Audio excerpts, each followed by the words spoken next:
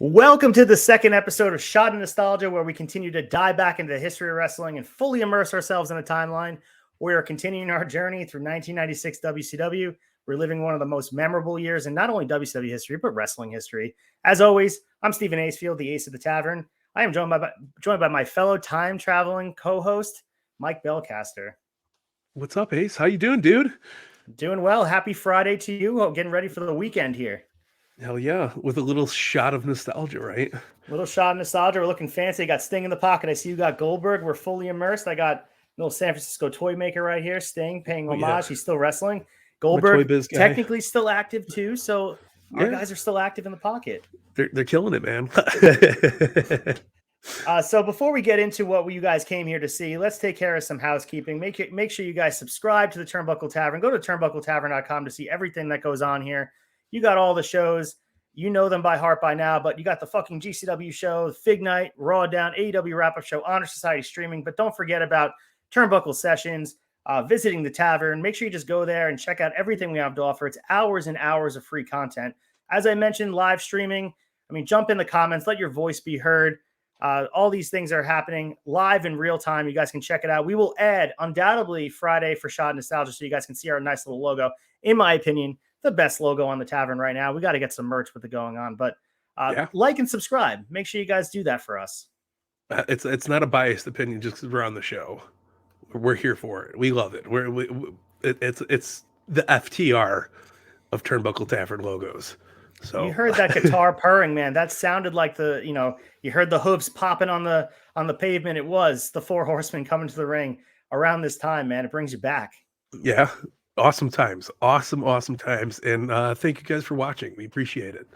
Yeah, last week was a rousing success. I appreciate all the good feedback. You guys were, littering the comments and talking about all 1996 and sending me personal messages about your feelings about 1996. And that's what it's all about reliving the past and comparing to the future. And, we talk about all current day product, but it's nice to go back and to a time and revisit with fresh eyes, isn't it? Yeah, it really is. And you are seeing dream match after dream match on Nitros. It's the wildest shit in the world, but it's the best time that you could absolutely ask for. Yeah, so today we're going to be reviewing the January 15th and the January 22nd episodes of WCW Nitro, but also a bonus little treat for you guys. We have Clash of Champions to review as well. So usually we have 2 episodes to review, but now we have another couple hours of WCW action to break down for you. As I mentioned, each week we'll be reviewing 2 episodes of Nitro, and potentially when the pay-per-views come up, we'll talk about either the go-home show or the one following. We'll break down at the end of the episode what comes next, so you guys can watch along and keep up with where we're at, because we want you to immerse yourself into the history. Hop in the DeLorean, go back in time with us, and enjoy the ride, because, for me personally, doing a watch-along, it's hard to hold yourself accountable. But when you have this to do and you have someone to talk about it with, it makes you really want to do it, and I'm having such a blast in just these first few weeks. Yeah, man. I mean, last week after we finished up, I ordered some Pizza Hut. I got some Slim Jims. I was looking for some Surge. I was ready to roll, man. But it's been a great time every time, and I'm excited to continue on with this. I think big kudos to WWE for leaving in some of these commercials. Yeah, because that's been like one of my favorite things about rewatching these. It's like just seeing some random shit pop up, and it's like, look, it's the WCW magazine, and you're like, whoa, what's going on? Yeah, and even like the McDonald's commercial, they had I think it was like a Nestle commercial. There was the karate fighters that were in Clash of Champions. Yes. So a lot of good things. It's really tricking the nostalgia button in my brain. It's not just the wrestling part. It's like these old commercials that you forgot existed. It's like really taking you back. Absolutely, man.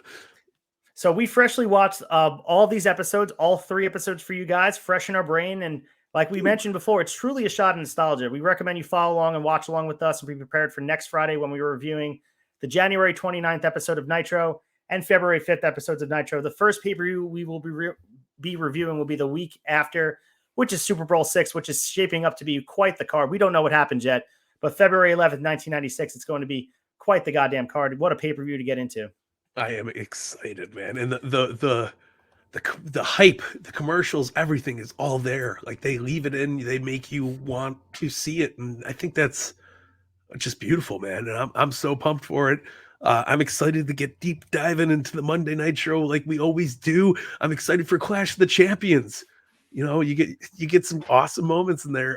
This is a fun week for WCW, man. It really is. And let's start to get buzzed a little bit. Let's go into happy hour and let's talk about the news in 1996. But before we get into the news, this was a request by my co-host, Mike Belcast, and I thought it was an amazing idea. I'm not sure if he said it on air or off air, but I want to really immerse ourselves into history and take us back to April 29th, 1996. So close your eyes. The date, we're doing ASMR thing like we were doing off air. The date is April 29th, 1996. It's a Monday. Anyone born today will have the star sign Taurus. The summer of 1996 is drawing closer and temperatures have started to rise. In America, the song Always Be My Baby by Mariah Carey is on the top of the singles charts. You can't get away from it. There's nothing else you can do. There's no Spotify. There's no Apple Music. There's no YouTube. You have to enjoy Mariah Carey. Now they thaw her off during Christmas season, but she was around all year round. Over in the UK and Europe, Fast Love by George Michael is the #1 hit song. Bill Clinton is currently our president, and the movie Quest is at the top of the box office. Wow. A new form of communication called text messaging has continued to grow in popularity. However, it only can be done if the sender and receiver are on the same cell network. Meanwhile, a global system that you guys are watching us now called the internet, in quotations, we're not even sure what it is, it's starting to take off. Each day, more and more people are learning how to send emails and browse websites, and the World Wide Web is growing. In fashion, Mike Belcaster, we have grunge clothing has started to decline in popularity, and women are beginning to wear form-fitting outfits such as slip dresses and pencil skirts. Movies such as Clueless and The Craft have popularized the sexy schoolgirl look. Meanwhile, CDs have become the dominant form of music. People are buying CDs and portable CD Walkmans such as the Discman. As a result, the older cassette tape format is continuing to decline in sales. Get rid of them. It's an antiquated thing. No one wants them. Some good radio station music to listen to. You turn it on, blast it real loud. You got Mariah Carey, Boyz II Men, Celine Dion, Oasis, Mark Morrison, Spice Girls, Los Del Rio, Tupac, and Gangsta's Paradise's own Coolio. If you were to travel back on TV and watch the show, we got One Foot in the Grave, Baywatch, Touched by an Angel, Star Trek Voyager. And then we have games like Air Combat, Killer Instinct, Twisted Metal, all for PlayStation 1, and of course, Resident Evil. So there you go. Immerse yourself. I'm fully 1996'd out, right? I'm in it. I'm here. Listen, I'm about to load up some Killer Instinct after this and just have a field day. That is wild to hear. I still have my old Walkman too, which is wild. Pretty crazy, man. Crazy times. 96 was a year of change and a year of a lot of, like you said, Clueless, The Craft kind of changed from that grungy. We're wearing big denim jeans and flannels everywhere. The form. I'm wearing a form-fitting dress right now. I look great. Yeah, underneath. The slip is right underneath. Damn right. So we're going to take you back in history, not just wrestling. We want you guys to get in the mode, and I think everybody is. So let's get into the WCW news in 1996 from the newsletter. There'll be some repetitive news, but we want to make sure you guys understand what's going on in the worldwide world of wrestling that is continuing to burst up. And what people don't understand is just because the internet was just blossoming, the dirt sheets were as alive as ever. Like you had to get it in different ways, the hotlines, or whether it be get in the newsletter in paper form, mailed to your house. In those ways existed. Like, we'll sit on the debate and talk about where's Cody Rhodes going until he showed up in WWE.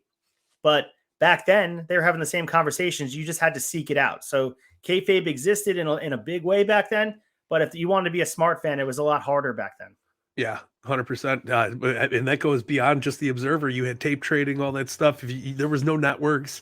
There was no, you had to be a billionaire to have good internet to start a streaming service or to even stream anything over the internet. It took me about an hour to sign into AOL at this time. I'm telling you, it was not fun for anyone. But with that being said, the Observer was the place to be. And not just the newsletter, but the magazines, everything. Yeah, I remember going to my local Walgreens, buying wrestling magazines. That was a nostalgic gift for me back, like for an Easter present or Christmas in the stocking. It would always be an Observer or whatever other wrestling magazines were out there. Pro Wrestling Illustrated, you name it. Wild times, my friend. So let's go back in the newsletter. I combed through it. I put keyword WCW and I found all the things that are relevant. And these things are very important. Like I said, some things may repeat it, but I think it has importance for us to talk about. So this is still the beginning of 1996. We're still in January. After 7 years in business and an estimated $30 million in losses, WCW turned its first profit at the end of 1995. So going into 96, the company has been said to be hard pressed to continue that position because of the money that they're paying all of their talent. The obvious solution would be to cut back on the free television product. As we see, they're giving away huge matches on television and lean more on the pay-per-view model, which was making UFC at the time a lot of money. There are many reasons, particularly with WCW being run on television and WWF trying to keep pace with WCW with the ratings war. But the big thing is it became an arms race. And Mike Belcast, you watch this in real time. I guess you could speak to it. It really felt like every week you had to watch. You had to sit down and watch WCW Nitro and Raw. No, 100%. A lot of channel flipping, a lot of selective fandom, if you will. For me, Channel 10 was Raw. It was the USA Network. And Channel 13 was TNT at the time. So I didn't have to flip far. So it was easy. You had that little return button on the old gray remotes. So you could go back to the last channel and back and forth in an easy manner. But it was still hard to decide what you were going to watch, what you wanted to watch. WCW was kind of more in flavor for me, especially at this time. I was a little younger, a lot of bright colors on the Macho Man's gear, a lot of, you had Sting's face paint. It was you got a lot of likable characters here, and that's what made WCW kind of stand out. And then you got the actual wrestling. We had these young up and comers. We had a lot of fresh talent, international talent.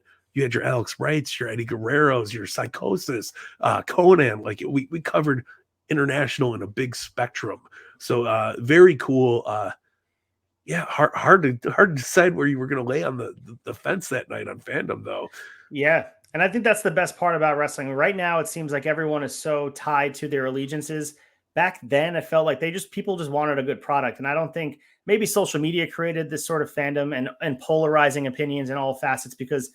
To have a conversation about wrestling, you had to see your friends in person or see someone in the store and say, like, did you see Monday Nitro or did you see Monday Night Raw and talk about it in person? Now, any person with the internet, which is a dime a dozen at this point, can put it on the internet. So I think opinions are worth a little bit less than it was back in the day.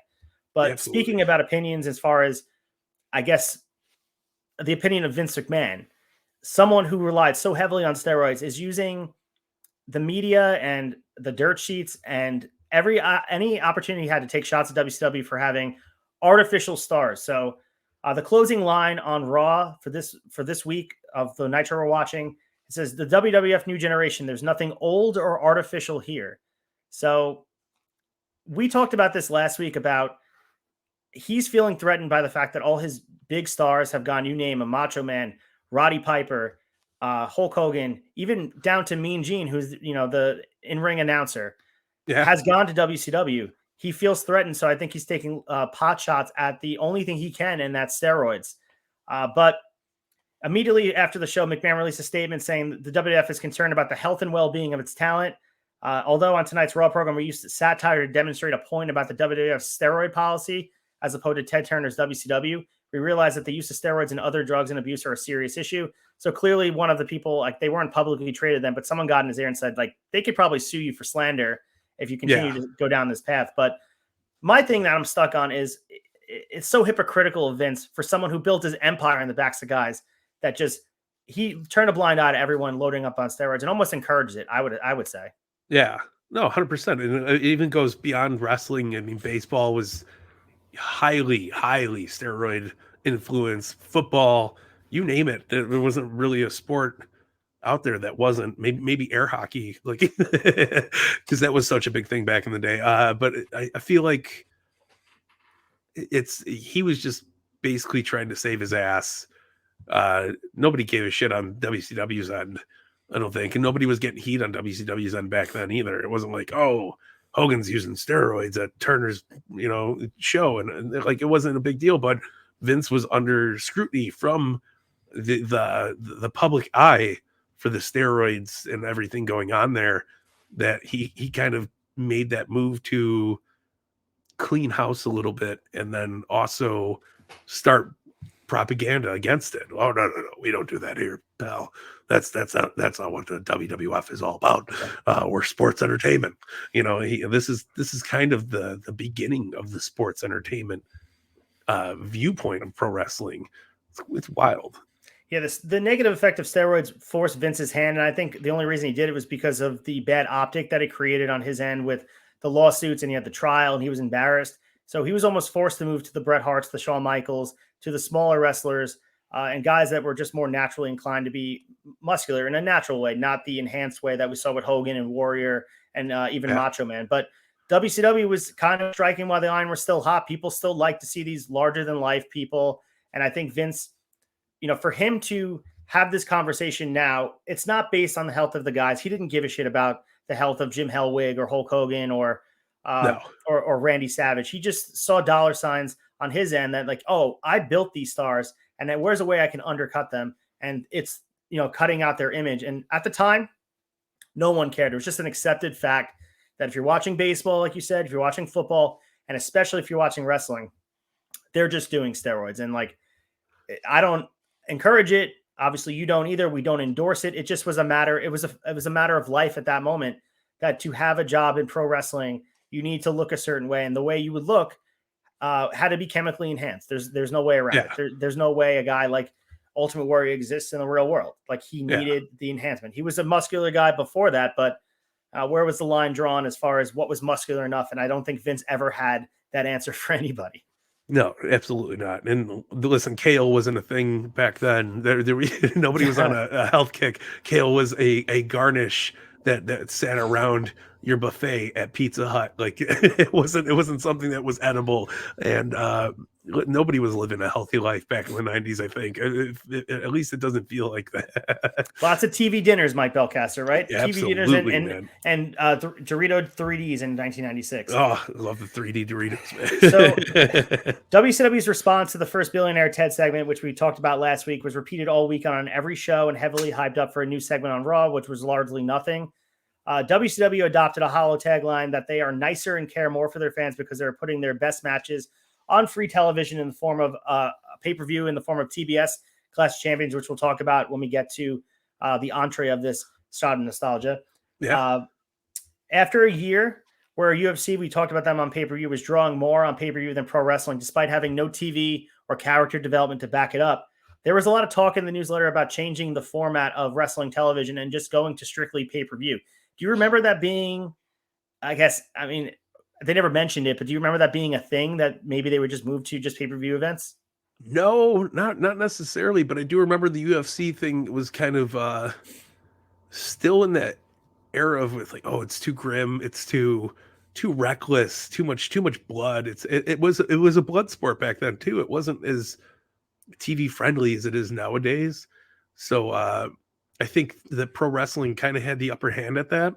So you had like you had more storytelling going on in pro wrestling. You had more character. You had more colorful characters, as opposed to like where UFC was just like, oh, we're watching fights. It was still in that, like, it was a little bit more menacing than boxing was at the time, and boxing was huge. So I felt UFC was like kind of still in that underground era here, as it is now, or compared to what it is now, because now it's a household thing. It's so mainstream. I mean, to think back in 1996 that you'd be seeing this on ESPN on the top 10 things, like someone got knocked out.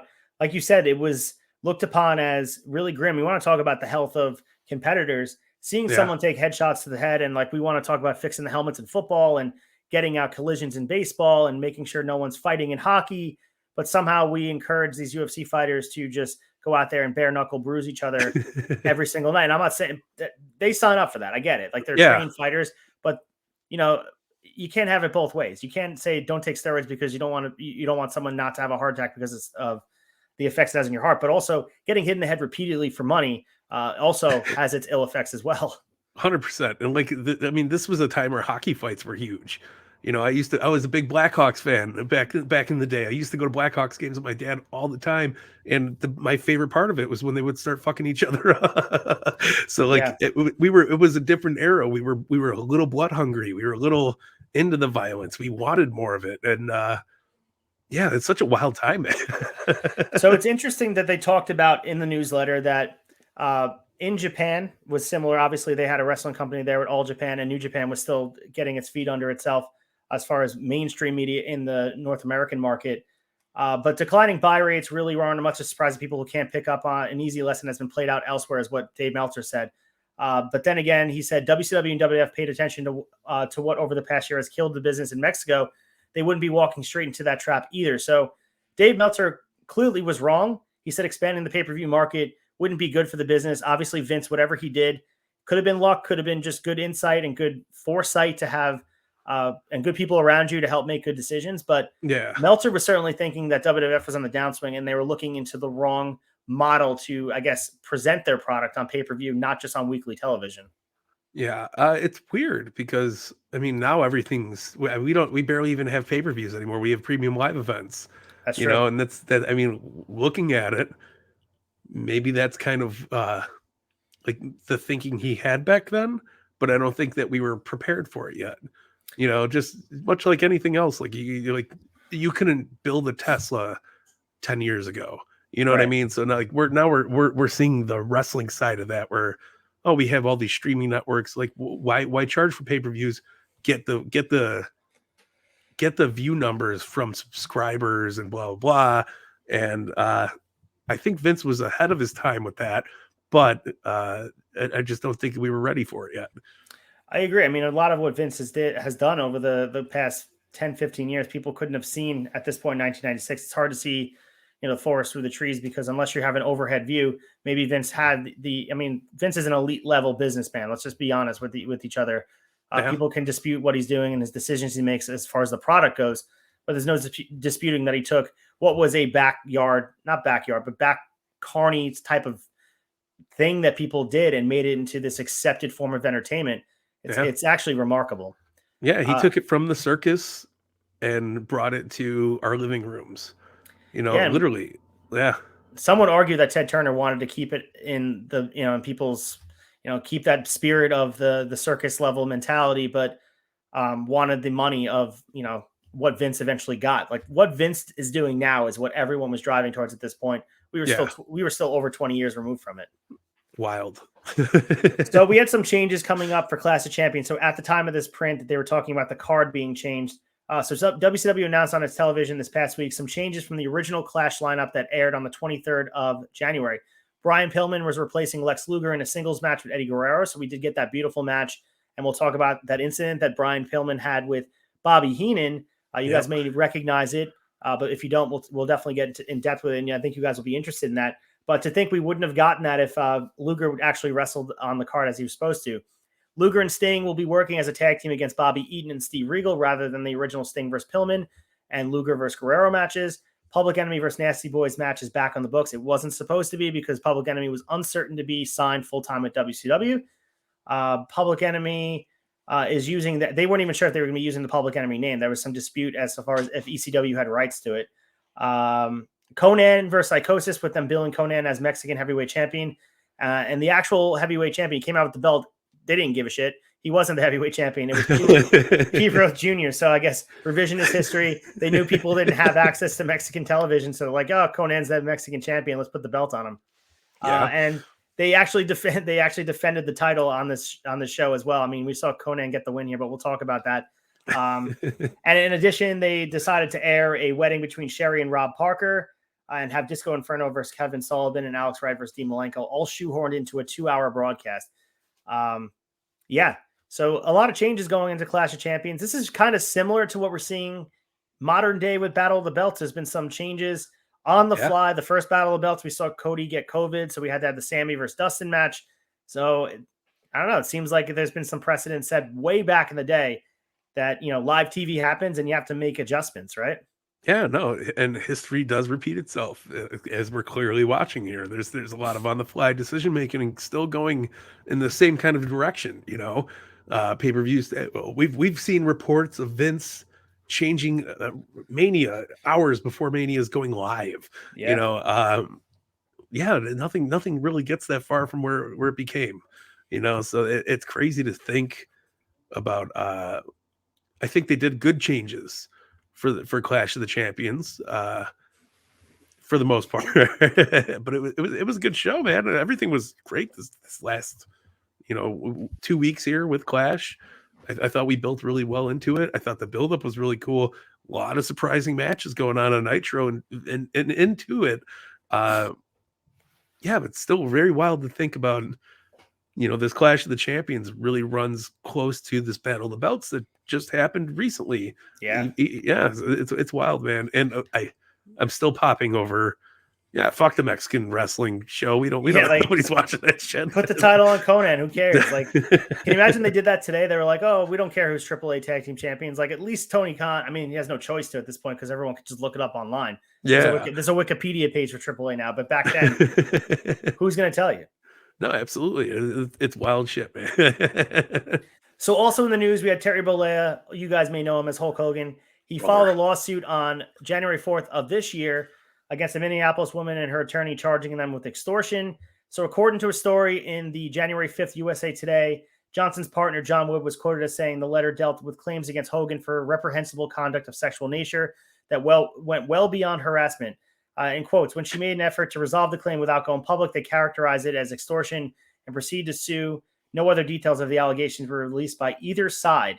So do you remember that? I mean, Hogan has had his, I guess, pitfalls in the media. Let's just put it that way, to put it loosely and lightly. Do you remember this going on here? Or did you? No recollection of it. I was more worried about Hogan I was more worried about the Hogan and Mach program going on. Yeah. I wasn't thinking about what he was doing outside of the ring, more so that he was doing it in the ring. But I wouldn't put it past anybody, and especially a Hulk Hogan type. The extortion thing's a little wild, but shit gets rowdy sometimes. So Hogan acknowledged this incident that was alleged because I think he felt like he was not on the guilty side of it. He said in a roundabout way on an interview on WCW Saturday Night, saying he was willing to match stories with anyone, whether they be in Las Vegas in reference to the Clash, New York in reference to the skits that WWF has put on all its television shows, or in Minneapolis, which is obviously this lawsuit. Yeah. So very interesting. Hogan, I mean, throughout the history of wrestling, he's weaved in and out, good and bad, this not being such a good thing. But, he comes out eventually unscathed here because he has another resurgence waiting for him just along the bend. Strange for him to bring it up in the TV aspect as well, though. Like why even mention it? Let it just be the blimp on the radar instead of putting it right in front of everybody. Because I don't think it was like a national news. No, I mean, at the time, they said it aired in a tabloid television show called The Current Affair, then there were some details in a USA Today article, but that was your only source of information. There wasn't Twitter where you're like, oh, this is going viral. It's been retweeted 10,000 times or more sometimes. Those stories go viral. Like when that whole thing with Hogan recently, or not so recently, when he was sort of excommunicated from WWE until WrestleMania 30. For that time period, with good reason, because that stuff came out on Bubba Love Sponge and all that stuff. Like he had no choice but to either acknowledge it or confront it or just apologize. Back then, like you said, if you just ignored it, there's a chance it just went away because people just didn't know about it. Yeah, and that was the thing to do back then. So in other news too, we have Jacques Rougeau is talking with WCW about coming out of retirement and wrestling, along with promoting WCW shows in Montreal. WCW is trying to expand their market in Canada, and they view Rougeau as a big star. I don't view him as a huge star, but in Montreal, maybe that's the guy you want. They figured they would never get their hands on Bret Hart. Who would have thought only a year later they'd have the biggest star in Montreal, and then they would botch that, So yeah, maybe we'll talk about 1997 and 1998 WCW eventually, but we are in 1996. We are Bret Hartless, so let's continue the conversation. In January 23rd, I thought this was interesting as well.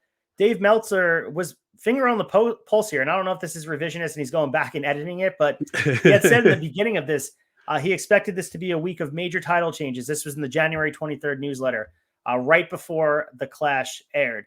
Besides at least one and possibly two possible switches in the WWF, it is expected that the WCW title will go back on Randy Savage shortly. It could be as early as the January 22nd Nitro show. WCW both leaks out false information and compounds that by changing its mind on an hourly basis. So there's almost no such thing as something etched in stone before it happens. Nevertheless, there's at press time a definite plan for Savage to get the title. So we hear all that information, and people give Meltzer a lot of grief on social media and other places saying that he's a crock. We hear Bruce Pritchard on something to wrestle say that he never knows what's going on. But in 1996, he doesn't have access to the same information that we do. He has access to more. Clearly, he knows something's going on. And he was spot on about Macho Man. Absolutely. We had a local, like little, probably like 6-paragraph thing in our newspaper here in Chicago. And it was written by this guy, Bad News Brown, not to be confused with the wrestler. But he would hop on and he would give his takes. And I think a lot of what he was doing was the Meltzer kind of gimmick. But I remember going to it every Saturday because it was a Saturday morning newspaper. And that would be the only reason why I would read the newspaper, that and comics. You know, bust out your silly putty, put it up on the comics, stretch them out. You can't stretch out words though. But I think Meltzer was definitely in the rabbit's hole, in the trenches with the companies, especially with these kind of reports. This is too accurate to be nonsense. 100% agree. Also, the newsletter, we have Paul Heyman getting in here a little bit, was threatening to sue WCW over a hotline message where Terry Taylor said the ECW champion was a drug addict. At 1996, I believe Sandman was the champion, right? Is that around the time, or I believe so. If not, that was coming. Regardless, obviously Heyman and ECW, little did we know, didn't have the money to have a full-blown legal war with WCW, but they were also backed by a big Titan. So I don't know if maybe that was slinging some hours towards their way, and Paul Heyman was just given directions by his higher ups in WWF. That's also conjecture for another day. Yeah, them's fighting words. Oh. Yeah. Other things, Dan Severn was at the WCW offices on January 11th. He was offered no specific role or concrete amount of money, but WCW expressed a lot of interest in him. We eventually saw him in WWF. Yeah. Awful. I mean, I was not a Dan Severn guy. Legit tough guy. If you go back and look at him, we talked about UFC and legitimate tough guy. I mean, maybe now he'd have a little bit more legitimacy, but he fell flat in WWF. WCW lucked out by not bringing him in. Yeah, no, absolutely. It's and that's what I see. Like UFC was a different sport back then. Cage fighting in general. You can't even just say UFC, but there was a few deaths going on in the octagon at the time too, which took it solidified it, obviously, not in the right way, but it also took a big hit because of that. And I think that's kind of why WCW distanced themselves from this. I remember, I want to say Ken Shamrock was one of the first people to accidentally injure somebody to the point of death. And oh wow, yeah. I might be wrong on that. It might be different. It might be Dan Severn, but I do remember it being a hot topic at the time because I wanted to watch UFC, and my mom was like, "Get the fuck out of here with that mentality! You are not ordering those pay-per-views." And I was like, "Oh, wow, okay," because it was too violent, too crazy at the time. It's crazy to think how mainstream it became. Where like there's kids that are taking Ultimate Fighting classes now, like they're teaching. So it's like it's a sport, and they look at it that way. I mean, absolutely, it's just as dangerous as any other sport, combat sport, or whatever you want to look at it, but. It's crazy how 20 years changes the mentality. And, you can talk about that with a lot of things. You talk about that with marijuana. You can talk about it with a lot like presentation and the way it looks at it in the public. It depends on, I guess, who's making those decisions, right? Yeah, absolutely. And I mean, even going as far as to say sugar. I mean, look how much sugar-free shit we have compared to what we did. Like back then, it was just for diabetics and stuff like that. And now it's like a normal, like, oh, you look at your drink, you're like, oh, I hope this doesn't have any sugar. What's the calorie count? Like, it's time changes things for the better and for the worse sometimes, but like it's just one of those things that goes along with it. It's so interesting. UFC is such a crazy thing to watch because they were looked at as something that was you stayed away from. You probably couldn't get a big name sponsor, and now you can see every sponsor wants to get their hands on a UFC pay-per-view. You'll see restaurants and Cracker Barrel on the mat at a UFC fight covered in blood, mind you. No, absolutely, and nobody bats an eye. So this other thing too, we saw Medusa last week throw the title out, the women's championship on Raw, on Nitro, on live on air. So now in WCW, all wrestlers now have to leave the belts with the company officials after television tapings rather than carry the belts with them. WCW is paranoid after the Medusa situation of retaliation taking place.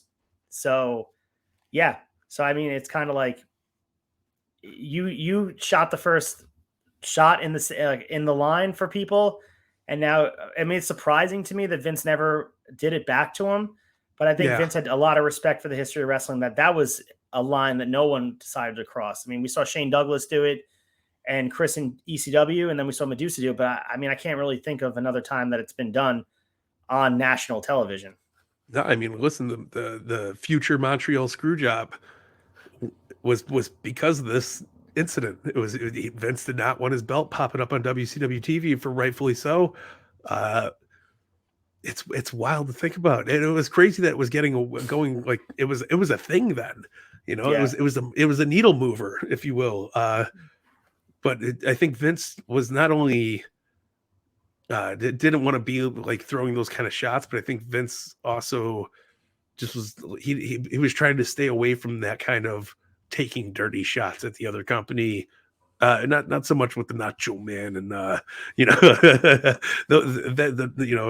Billionaire Ted skits, but I think that Vince tried, especially after those, I think he tried to class up his product a little bit more on the, like, we are just the wrestling. There is no other companies out there, and I think that was part of it.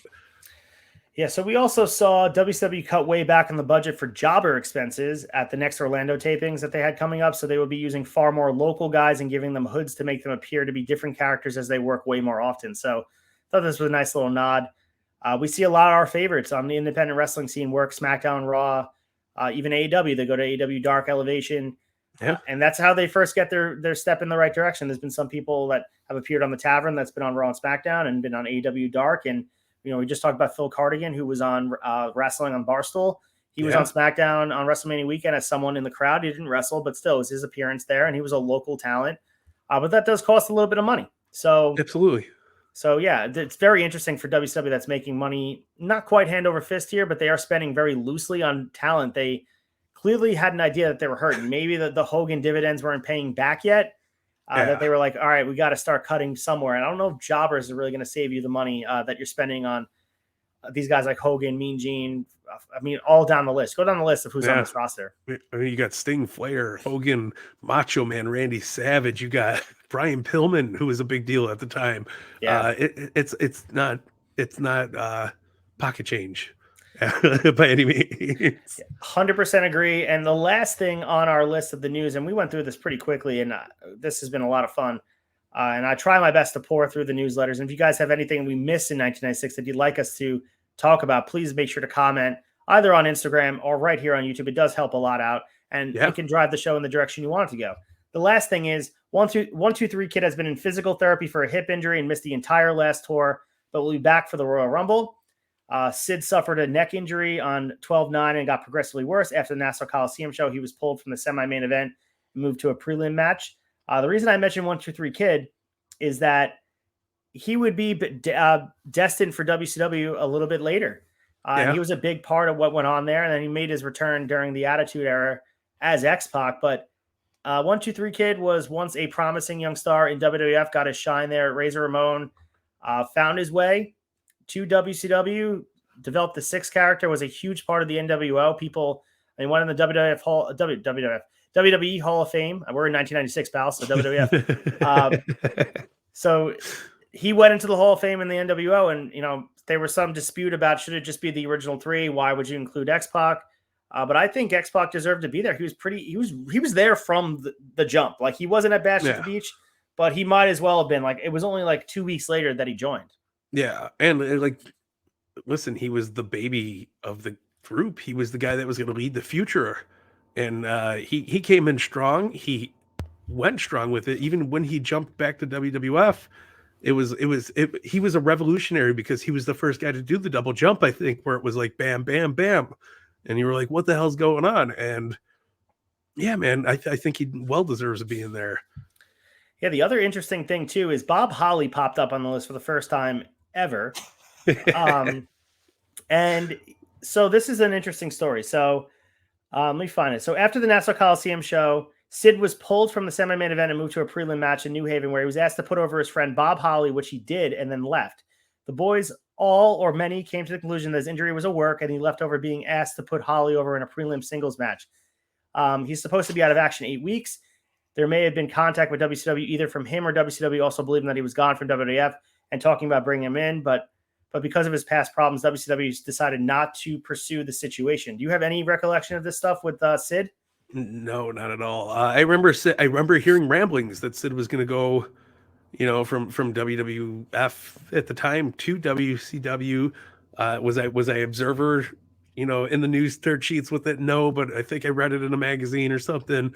And listen, I was there for WrestleMania 13 when he fought Diesel for the title. It was a big deal. Having a Sid under your belt, I think that would have been monumental for WCW at the time. We eventually did see it, but it was I think it was a little too late. Am I reading it right that they were asking him to put over Bob Holly? And am I reading that is Bob Holly would have put him under if he didn't put him over. Yeah. We saw what he we saw what he did to Pewter at the Royal Rumble in 2000, whatever year that was, 04. Yeah, and Bob Holly's a tough guy, man. I've heard some crazy Bob Holly stories. So he is somebody that I would not approach out of anything, even fandom, unless he was at a gimmick table. He has an official pro wrestling tee store, and we also have an official pro wrestling tee store. So we're like brethren of the business. Tavern and Bob Holly were one and the same. So Bob Holly, hop on the show. I want to talk to you. We got to talk to you about the Sid spot, man. I want to know about that. I'm going to do some more research, and I could not find any more information about it. But I know Sid had his in 1997. We saw Sid back in the main event, so it's one thing in 1996. Like maybe they were talking about, they had, Sid was unreliable. He wouldn't show up his dates, and that's been sort of his deal throughout the history of his stay career in the business, his whole career. I mean, he showed a local shout out to Hastel Toy in Medford, which is near me. Mitch from Major Pod. He was supposed to have Sid last summer, and they had him planned. He talked on the phone with him. Just no-showed. No-showed him, and then left him on red on Instagram. Paid for his flight and everything, never showed up. So, yeah. I mean, some people don't change. So I got a fun Sid story, but I'll save it for private time because I don't want to embarrass myself or the Sidonites out there. So if we have a Patreon that develops, this story will be on Patreon. So damn right, man. I'll share all my wrestling stories with you guys. It's a funny one though. You'll get a good pop out of it. So usually we will have our bumpers here from the Two Bad Chads, but for right now we will settle for our little thing over here, which is Get Your Fix. And we have in this section, we're going to be reviewing 2 weeks of Nitro, one Clash of Champions. So usually it's 2 shows, a lot of wrestling to get into. I will pop on the bottom over here the scroll with the results so you guys can watch along with us and read along. We're going to start with WCW at the Night Center in Miami, Florida, January 15th, 1996. Original thoughts on the venue when they opened up the show. Mike, did it have the WCW feel for you? You know what? It's weird. That was the first thing I noticed because I watched these this afternoon. Like I spared no expense of keeping this fresh. They had that little corner entrance. It was a smaller venue, not what I'm used to remembering from the Nitro days. Because when Nitro took off, but it was cool still. But it felt very early Monday Night Raw and obviously early Nitro. It was a smaller crowd, hot crowd. Pro wrestling was, I would like to say it was in a small dip here. It wasn't as big as it was in the early 90s. So like we're getting this transitional period. So understandably smaller. But it was unique, man. That the entrance ramp, it looks tiny compared to what I remember in this little head of mine. Yeah, the first thing I did notice too was the venue looked different than most Nitros we've used to. And we do have the special events with, Bash at the Beach, and sometimes they do the poolside events. Yeah. This one just didn't really feel like a typical, and I'm not sure if they ran the Night Center a lot. I'd have to go back and look, but this is the first time I've seen a show at the Night Center, and it felt out of place. But that's just an aesthetic thing I want to make sure we take note of because it's important to WCW at the time. They had a certain look and feel.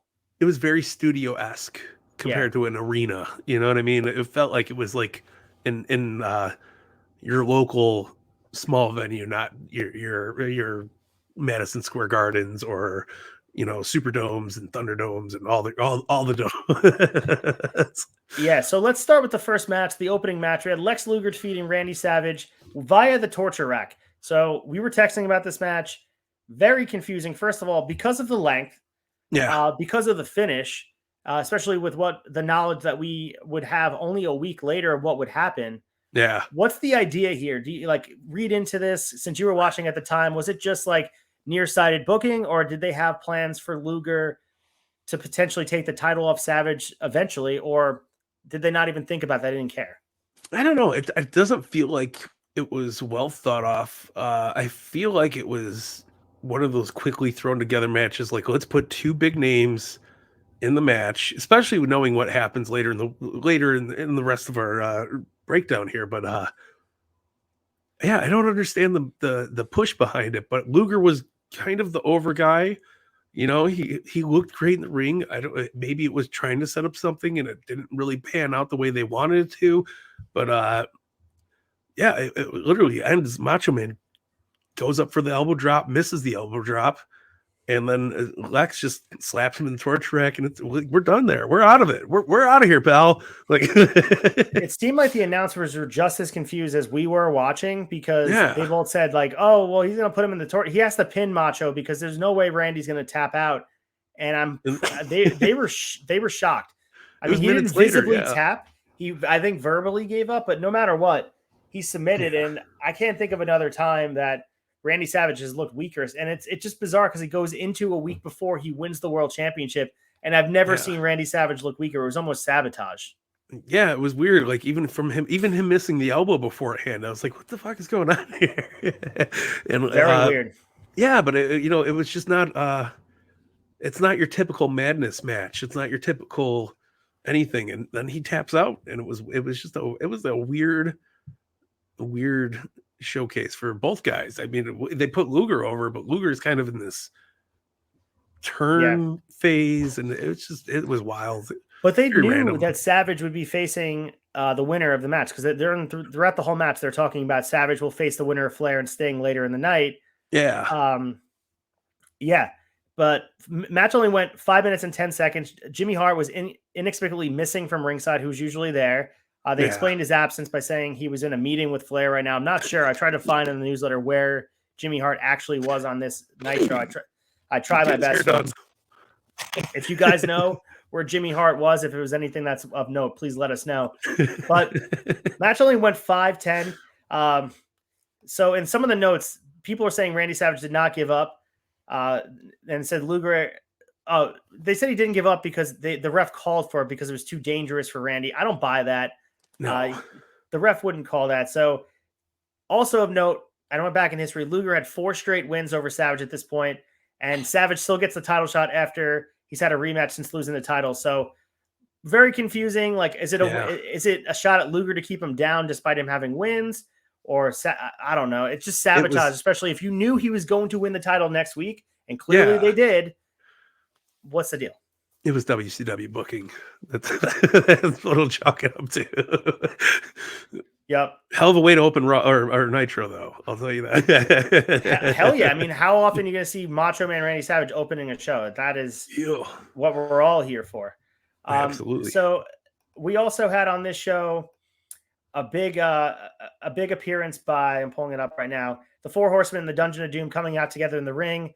Gene Okerlund asked, at the risk of sounding negative, what is going on?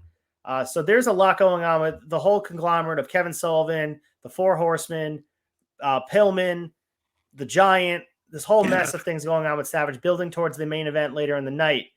And the main event of the Clash, too. There was a weird segment. And Kevin Sullivan, we talked about this watching the Clash live on Discord. I felt like Kevin Sullivan had to be booking a little bit because who's in their right mind putting Kevin Sullivan in a prominent spot on a card? He never was good. With the Horsemen, nonetheless. It was they both get in the ring. Mean Gene, goes in full blown interview skills. What's going on? Ladies and gentlemen, I'm Mean Gene Okerlund, and both groups putting each other over. Sullivan's putting over Flair, Arn's putting over Sullivan.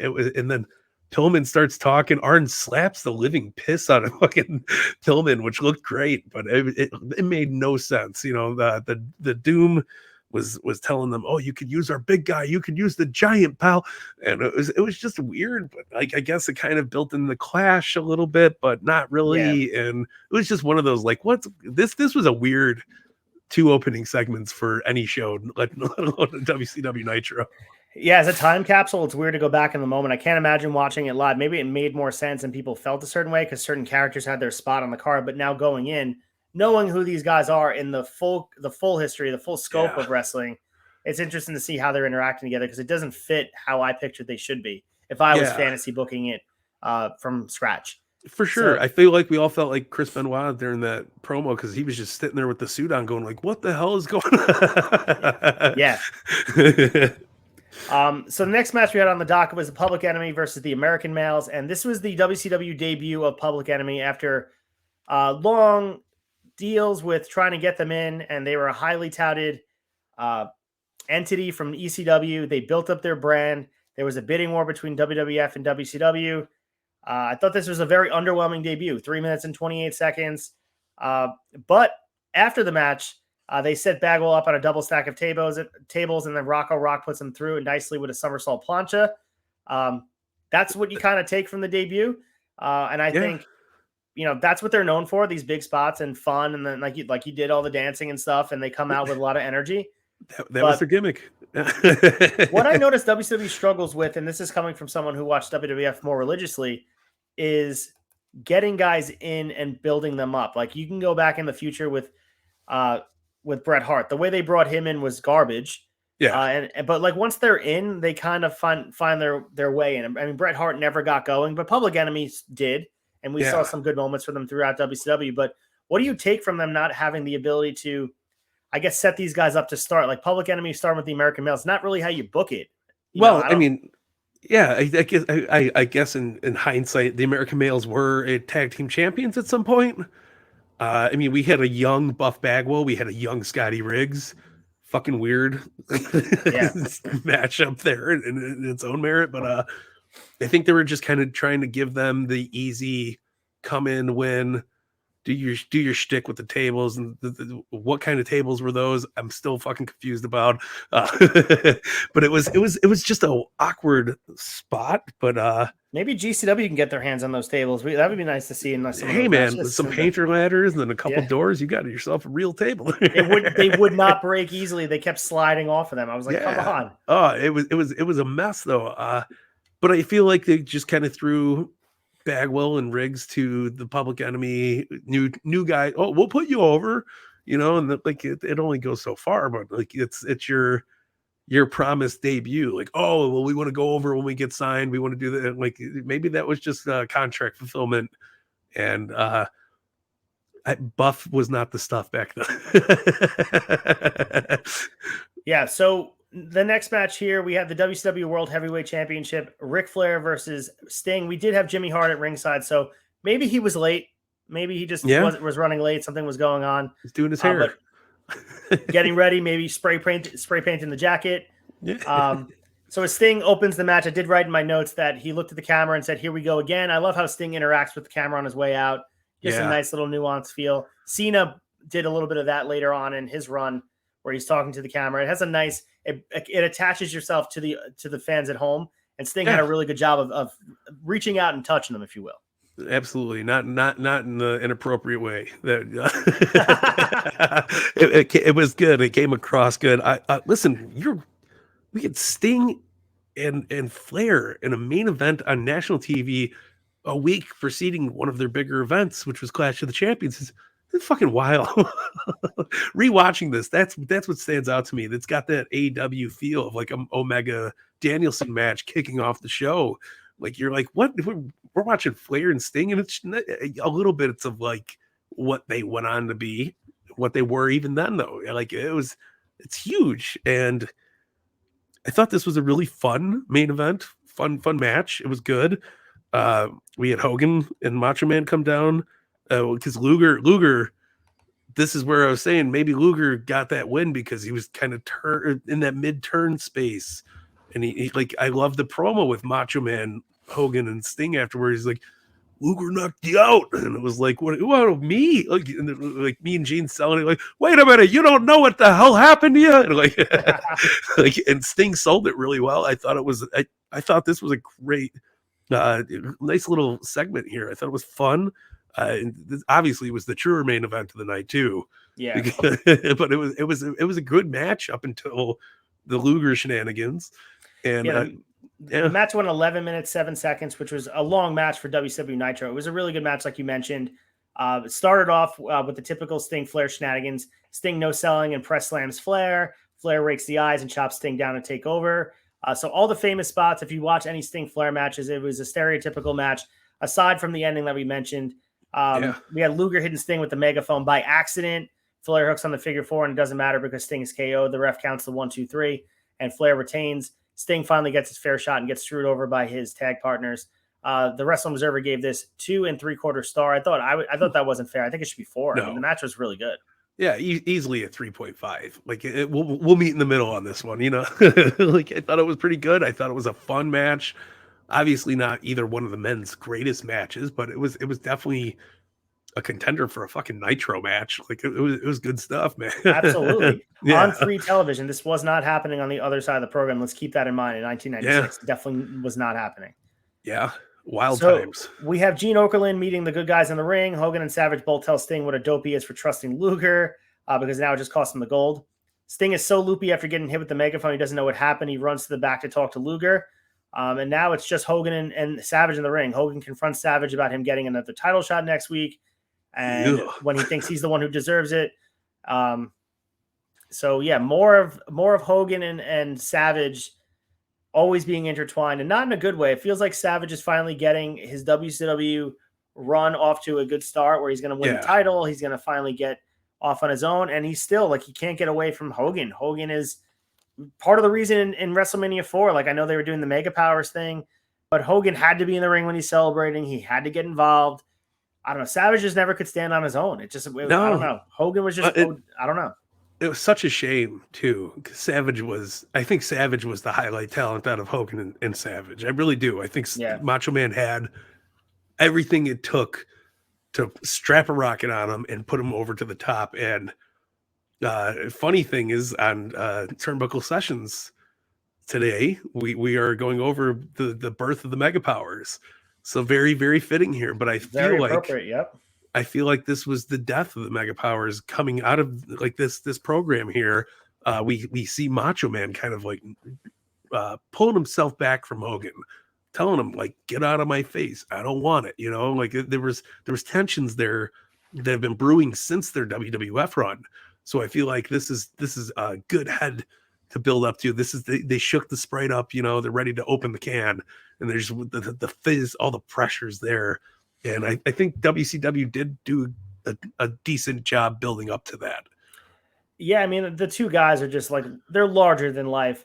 But I think part of this is almost a blessing in disguise that it did not catch fire as it did once in 1987 is when WrestleMania 5 was. No, that's 1989 was when WrestleMania 5 was. When the Mega Powers collided at WrestleMania 5, it didn't catch fire here. Yeah. And I think that's a blessing in disguise, because that eventually led us down the path where, you know, Hogan and Savage are ultimately always going to be tied up in history. And he was the one that got the leg dropped on him when Hogan turned heel, and not getting too far ahead of ourselves. But because it's not catching fire, because Hogan, their huge investment isn't selling the merchandise that they want and not getting the huge reactions in every arena and standing room only type of thing, forces their hand. And I think we're starting to see that, because we read in the newsletter last week that the fans are starting to turn on him. They're trying to plant Hogan fans and trying to make people feel like Hogan's more popular than he is. To me, it almost it's laying the seeds, and we're starting to see it. I mean, Hogan's always had that level of like undertone of being a heel. I'm seeing it a lot when I'm watching these Nitros, and I think whether he was doing it intentionally or not, he was already playing almost that Hollywood Hogan character, just not wearing the colors yet.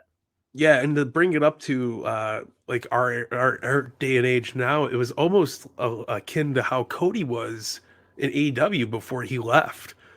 You know, he was I'm the baby face. You know, it was one of those things that they were trying to force it on you so much that you were dying for him to become the heel. And Hogan worked that so well. We'll see. Like, I don't want to get too far into the next show, but like, Hogan comes out after Savage wins, and like you see the banners, the foam fingers. There's Hulkamania shit all over the arena. They're like, Hogan's in the ring, Hogan's in the ring, and which really robs Randy of that moment, and it's crazy. But we'll get to that when we get to that. So let's go with the main event here, which, I mean, Brother. you knew how it's ending. It's Hogan versus Ming with Kevin Sullivan in his corner. This match goes 4 minutes and 39 seconds. Hogan gets the win. So, typical Hogan match, but yeah, I love Ming. Same here. I love him. Yeah, love Ming. Love Ming. I love Haku. Give me Ming in any buffet. I'm here for it. I loved when he showed up in 2001 WWF. It was the coolest thing. I marked out for it. I created him in all my video games. Yes, it was awesome to see. He didn't have that great of a run as Haku that year, but going back in time, I mean, he was great. I mean, with the the Heenan family and all that, like Haku, he was a monster, man. Tagging with Andre back in the day. Go back and watch his plethora of work. He's a legend. Yeah, one of the scariest guys in the business for sure. So after losing the Raw in the ratings 2 weeks in a row, Nitro stacked their card and got the highest rating to date with a 3.5, beating Raw in the ratings by a whole point. Raw got a 2.5 according to the newsletter. So wow, a nice showing by Nitro here. Yeah, so absolutely. Even with the beginning, continue to get your fix. Let's continue to get our fix, and I'm sure we're getting a little buzz on WCW action. Let's move to the next week in Nitro.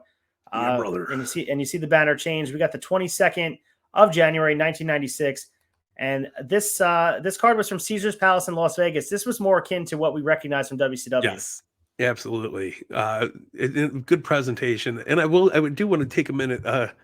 WCW had a fucking phenomenal camera work back then. Every match looked great, and they had some cool, unique shots, like where when Savage would be doing the double axe handle from the top rope, they would look at the lights almost while he's jumping down. Production wise, this was unbeatable. I think it was better than WWF. Oh, I think so too. I mean, the product was, if they even coming up from behind, from underneath the guys, they made them look bigger. Yeah. It's like almost what WWE wants to accomplish now by having the guys stand on their tippy toes and have Tom Phillips standing with his feet spread out and making guys look larger than life. I feel like WCW had it wired. It's like, why don't you just I'm sure some of those guys are still around in the production, whether it be in the wrestling business or not, and bring some of those guys in because they were doing something right.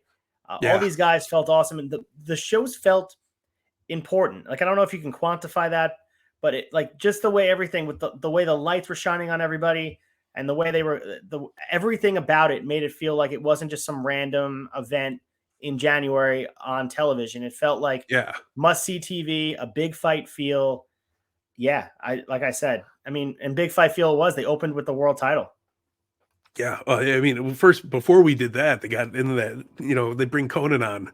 Well, the announcers are doing their shilling in the beginning, and Conan's like, "I'm the Mexican heavyweight champion." And it's just like, what? And little did we know he's not at the time. That was the newsletter. Thanks to the newsletter, we knew that he's not. Hey, he had the belt with him. He was putting over Clash of the Champions with Psychosis. It was a big deal, I guess. I mean, I don't remember it as much as I enjoyed it. I really did enjoy it, but Conan shooting this promo here, I'm even laughing at the terminology because he's like, "I'm the Mexican heavyweight champion, brother," and I'm like, "My name is Conan," and it was a good promo leading into the open. Maybe not an opening show promo, but it was a good promo. Yeah, so he's hyping up the fact that he'll be wrestling Psychosis tomorrow at the Clash, which turns out to be a pretty good match, which we'll talk about shortly. But following that, we had the music hidden. The Ultimate Crazy Train of Ladies is highlighted with the presence of Linda Hogan, Deborah McMichael, and woman Chris Benoit, Nancy Benoit. Wow. So coming out with Ric Flair. So that was kind of funny to see. I don't know. Did you recognize Linda, Deborah, and I didn't recognize Nancy, Linda, obviously. Yeah, I recognize. I mean, they put Nancy over a million times on commentary. Yeah, that's Nancy, But I recognized Deborah. I didn't recognize Linda though. That was a good call out. Wild, Before the Godfather had his hose, Macho Man had his rose, if you will.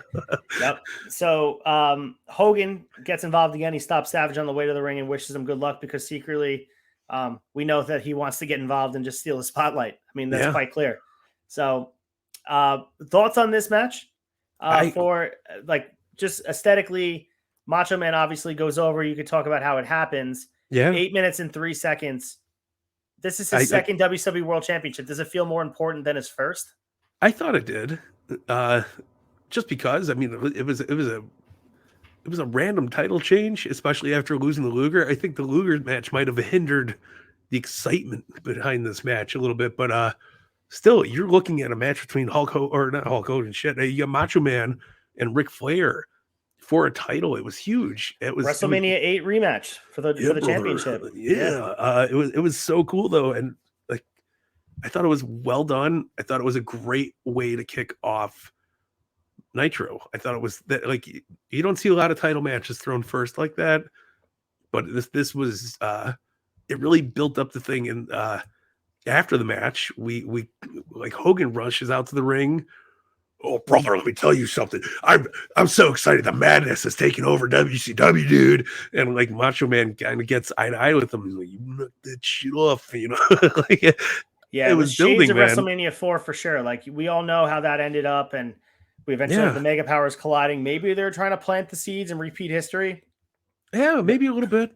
But I felt it was a little bit more organic. I felt that there was an honest hatred behind Macho Man. 100%. It did not feel like they were manufacturing like they were back in 1988. This felt genuine. Like Macho's like, no, you're not doing this to me again. Yeah, and like Macho Man gives like, when I beat you, I'm gonna shake your hand, and when you beat me, if you beat me, I want you to do the same thing, Hulk Hogan. Like, this is where I was starting to like, oh, some shit's going down here between the madness and Hulkamania. I like it. I was feeling it. I was loving it. Well, just keep in mind, Randy Savage never got his win back from Hulk Hogan. Never beat Hulk Hogan in a singles match ever in his career. It's bullshit, man. You would think it would happen in WCW. I mean, not many people beat Hogan in WCW. Not many people beat Hogan in WWF. But yeah, Savage never got his win. And even when he got his win, Hogan was there to kind of take some of the limelight from him. So this is a prime example. Hogan can't help but be bitter about it. I'm bitter about it. I'm super bitter. As the biggest macho mark out there, I'm super bitter about it. Yeah, brother, I'm telling you right now, you don't want to mess with the Macho Man. Yeah. So following this match, we have a crown world champion. I mean, this is how you start a Nitro, and this is how they did it back in the day. I mean, imagine on a Raw, they just changed the title, and guess what? We still have another hour and 45 minutes left of the show to sit down and buckle in. Must see TV. You guys had to be there to see it. And it wasn't like you can pop it in your DVR. You had to watch it live or pop in a VHS and tape it. Yeah. Or wait to the next day to read about it on, I don't even know. Like, talk about it at the water cooler. It just, it had to be seen. Wild, man. Still, what a fucking way to kick off a show. Good programming. Love the heat there with Macho Man and Hogan. You know, it was genuine. You felt it. And as we learned later on, obviously, there was a lot of heat between both men. So I can only assume that this was organic heat and Macho Man trying to lay it to Hogan like it is, and not what it was perceived in Hogan's eyes. So it was cool, man. I 100% fucking would watch it again. The one thing I did notice, and I had to go back and look at it, the timekeeper rang the bell a little bit early, and I don't know if he thought it was a DQ or, I don't know, he's just used to DQs in WCW, but it doesn't seem like he was in a no, like it was a shoot to him. He was just watching. I'm going to ring the bell when I feel like it's over. Yeah, no, the timekeeping is a very underestimated job, man. It does get it is a little harder than it looks, even though you're just ringing a bell and keeping a stopwatch. Those cues are important, and a good ref will always make a better time, or a good time, or a good ref will always train the timekeeper the best, and that's how you look at that, man. Very, very, very wise words spoken by my co-host Mike Belcaster here. So Dean Malenko and Brian Pillman were next, and this was a really, really good match, and highlighted by, I mean, Clash of Champions, we'll get into it before, but Brian Pillman he's all over the place. He is one of those workhorse guys. He's obviously getting a huge rub by being in the Four Horsemen, but his work rate is more impressive than I actually remember. He was able to go, and this match was awesome. This match, it went 6 minutes and 21 seconds. Pillman got the win here. But yeah, definitely, I think this was on the Pillman DVD back in the day. I think this is when I first saw it. Do you remember that Pillman DVD, the loose cannon DVD that came out? Yeah, for sure. I had this written down. This was a dream match in my eyes. Yeah, and being able to rewatch it was phenomenal. So good, and it was a battle of technicians, both of them. Pillman was so good. Dean Malenko was in his fucking prime here, and it was a blast to watch. This is why I will recommend going to do this. If you are just out there listening to us, go watch the matches, because you're seeing Dean Malenko, who is one of the best technicians in wrestling ever, fighting Brian Pillman. This, like I said, this is a dream match that we got to. We can watch it anytime we want. It's fucking wild. Yeah, Dean Malenko is an underrated entity in the wrestling business, maybe because he came in with the Radicals and he just was, I guess, blurred by being with Eddie Guerrero and Perry Saturn and Chris Benoit. But he was just as talented as any of those guys coming in, and he put on some even great matches in WWE or WWF at the time. Yeah. So go back and watch Dean Malenko. He still contributes to the business in a big way. He helps train guys. I think he was a producer for a bit. I think he's working with AEW, right? Is that he's a coach and a producer for AEW. So he's still contributing to business. And the guy, I mean, you have to have guys picking his brain because his talent is immense, and it was very evident here. Very, very, very good match. And I mean, the right guy went over, obviously, because Pillman is on the rise here. Yeah. But Dean Malenko was always the guy that was like, he'll bounce back next week and he'll still be in a prominent spot. Absolutely. He was fun to watch. He was one of those guys you could watch lose every week and still be like, I'm a fucking Dean Malenko fan. And that takes a lot in the business. I love his tights too, the classic look. We were talking about his figure the other day too, with the rip and flip. One of the better figures. I think he came with Jericho that set, the 2-pack, right? What was he? The Iceman. So he had like the ice shards on his trunks. Yep. And then he became the man of 1,004 holds, which was on the back of his trunks as well. Yep. So cool, we had a WCW Saturday Night commercial here, which I thought was cool. They were hyping up Clash of Champions. They were also hyping up the Colonel Parker Sherry wedding that you and I were like fast forwarding through last night. It was pretty late. Understandably. Seems weird that they were hyping that up on the pay-per-view, but for whatever reason, maybe wrestling weddings felt like they were like in vogue at the time, but they definitely did not age well. This segment did not age well. We'll get to it during the Clash, but like, commercial. I was like, dude, why are we even caring about this? Yeah. No, I got nothing to add to that. So we move into the next match here with the WCW World Tag Team Championship match, Harlem Heat versus Sting and Lex Luger. And if you guys clicked on this, you saw that I put this match as our cover photo. So man, great Harlem match. Heat, Harlem fucking Heat was one of those tag teams. They might get their due. They still don't get their due. They were so good. The Houston Hangover, Booker T, Stevie Ray, they were two of the baddest dudes in the business at the time. And this was one of those weird, like Lex and Sting still kind of doing their thing. We obviously know Lex is starting to turn a little bit here, and it becomes more and more apparent during this match. But man, this was a banger. This is what the cool kids will call in the future a banger. Yeah, this is something that FTR puts on, and like this is what they work out to. That they're like, we got to get in the ring and do some stuff based on this, because these two went at it, and this was a classic tag team match. On a hilarious note, Bobby Heenan flipped out on Mongo. It was like classic Heenan during this. We didn't have Sherry with Harlem Heat tonight, so that was interesting, I guess, because she's doing the wedding thing, but she was managing them at the time, so that was something I noted as well, which is a weird dynamic, but it kind of worked for me seeing Sherry with Harlem Heat. Yeah, it was weird, but I both men were so charismatic that I think they didn't need Sherry, and I think that's kind of what the overall consensus was. Like they were like, oh, like Booker T can go out and cut a promo. Maybe not against Hulk Hogan, but he can go out there and cut a promo. Right. So that was a joke. I think he's a better promo guy than Hogan. No, 100%. I agree. I 100% agree. Hogan, we're coming for you, sucker. Exactly. Yeah. I'm not getting involved in that one. I'm wearing a suit. I'm too classy for that kind of stuff going on. Sting and Luger came out together, so we can all assume that all is well with them at this point. But we know that there is tension between the two of them. We are here. We're seeing the tensions rising between the team of Sting and Luger. If I had to predict, if I'm watching this live, I wouldn't think that they would put the titles on them, but they made that decision to do so. And Luger won it with a loaded forearm smash. Oh, actually, he got a 2 count for that, which I wrote.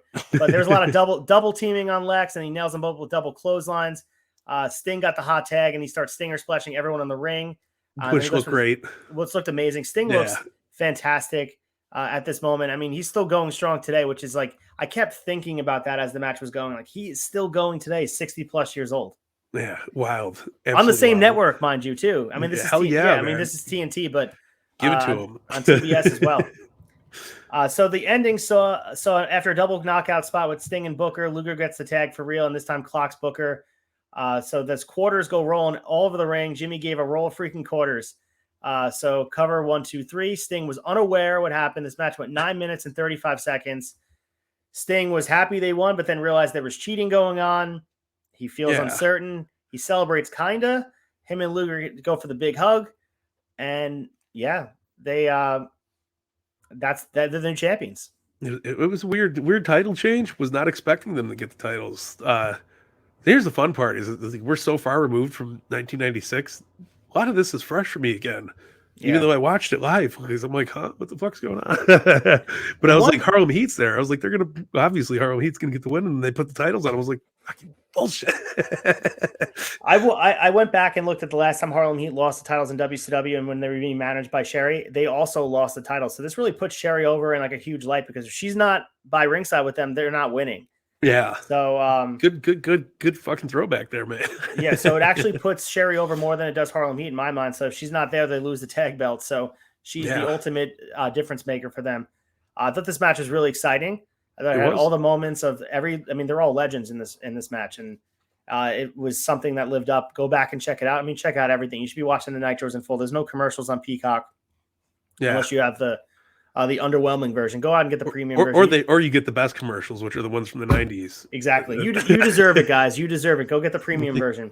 Please, yeah, absolutely, man. So after Nitro, they were talking about a Super Bowl special that showcases the greatest moments of the first 29 games. Did you catch this little commercial they had in here? Ooh, I missed this one. They had Burt Reynolds strapping on a football helmet and takes it to the field with semi-tough. They're all talking about whatever. I don't know. I mean, thought it was like a nice in 1996 moment commercial that we saw for the Super Bowl. Yeah, we were talking about it last night when we were doing their little Discord. What a trip that they left in a lot of these random ass commercials, but good ones. Like it really brings you back. This one had the WCW magazine commercial too. And it was like the little kid, like, I'm looking at WC. Then it goes in the Sting, and he's like, a WCW magazine. It was funny as shit. Like, I grabbed the wife, was like, look at this fucking commercial. I paused it, I rewinded it. I ever come, she's like, what the hell? I was like, yes, this is what this is all about. It's a shot of nostalgia, man. So this next match, I have a couple questions for you. So we had the U.S. champion One Man Gang versus Hulk Hogan. How does One Man Gang get the U.S. title? He was not champion last Nitro. Like, what did they do? Was it a house show change? I can't even find it on Wikipedia. I don't know. I wish this wasn't on here. I wish they would end with the tag match. First off, no offense to One Man Gang, but guy did absolutely nothing for me. He was like having a fucking match on a windy night in the dark.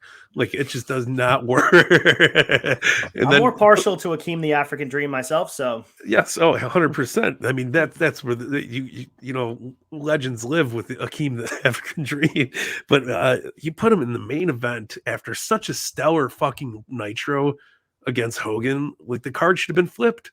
You should have had this start off the show. You should have closed it with Conan putting over Psychosis and the Mexican heavyweight championship. It was fucking weird, man. Just absolutely weird. So this match, I mean, nothing of note except for the fact that Hogan not only destroys the United States champion of WCW, but no sells his finisher. So Hogan destroys One Man Gang until he telegraphs a backdrop and gets nailed. He hits Hogan with the 747 splash. Hogan no sells the splash altogether. Hulks up, slams. One Man Gang hits the leg drop for the win. A total of 3 minutes and 2 seconds. Match ends, but it's not long before the Four Horsemen and Dungeon of Doom attack Hogan in the ring. Yeah. Savage makes the save. So classic WCW ending, similar to AEW as well, where there's just like mass chaos at the end of the show. Yeah. When they really want to build something up. And obviously the Clash was on the next night. They were really trying to hammer home. Turn on TBS the next night and make sure you check it out. Yeah. Interesting to say the least. And again, I wish they would have pulled back a little bit more on the Macho Hogan thing and kind of like maybe had Macho Man walk up to the entrance ramp and stare down as Hogan was getting beat and was like fighting himself. Should I do it? Should I not? Should I not? And then turn around. That would have been cool. Like, he just leaves. But retrospectively, I'm not a booker. It doesn't matter. But I thought it was like you said, it was a natural ending to a WCW Nitro back in that time frame. Yeah, they were just trying to fit every storyline in at one time, and sometimes AEW is guilty of it as well, and people enjoy that. Yeah. There's a certain appeal to that where it feels chaos. Like we gotta go off the air. It's We'll catch see us you next next week. week on Nitro. Pretty much, yeah. So that's what it felt like, and I thought it wasn't a bad thing. It made me excited to watch the Clash. I immediately turned it on and checked it out. And Yeah. I mean, yeah. So final thoughts on this Nitro. I mean, we'll get into like our best moments when we get to the Chaser. But what For are your sure. thoughts as far as this Nitro? Was it better than the week before, or you're about on par? Yeah, I thought it was better than the week before. Besides the finish, besides the main, I thought it was really good. It was the Hogan and Ming was way better than Hogan and One Man Gang. Yeah. So I give it that, but it was different. It kicked off hot. It stayed hot all the way up until the finish. So I mean, you can't have a better outcome out of that, right? Like, I mean, Yeah, I would to nitpick it. I'd switch the card. I'd have Macho end the night as champion. That's like a really big moment, and people walk away remembering that. And I can't help but think you read all the things you read about Hogan, you have to feel like he wants to get the last rub in. And the funny part is, people that's what made people not like him in the crowd. They did not want to see whether it's One Man Gang or Ming or whoever. They wanted to see someone that's believable. And Hogan no selling the offense. It's not 1987 anymore. And it was quite clear that people wanted something different. And I mean, you have Goldberg there, which obviously we got more of the same. But they were just sick of Hogan, and the writing was on the wall. I mean, he became the hottest heel ever because of built on the heat he had building when the time he was a face. He was red hot for that heel turn, and it's all because they kept trying to force the face turn down your throat. Yeah. I can't agree more, man. It's one of those things. It was beautiful when it happened, and it was beautiful. It was annoying at the time of buildup, but once that iron struck, we never turned back, man. So let's hop in the DeLorean to the night after. Let's go to WCW Clash of Champions 123 1996. And this was a lot of fun, and more fun because you and I watched it live on the Discord. And guys, make sure you guys join the Discord. Check it out. If I have the Discord graphic, I'll pop it up on here quick. I do not. We take special. We take special requests. We talk about random shit all the time. Like we did Fig Night. I went over the TNA action figure line, and then boom, later that night, y'all were watching TNA in there. I was like, hell yeah, this is what I like to see. That's what it's all about. We are a community, and we just want to talk wrestling with y'all, man. And we want you guys to talk wrestling with us. So please.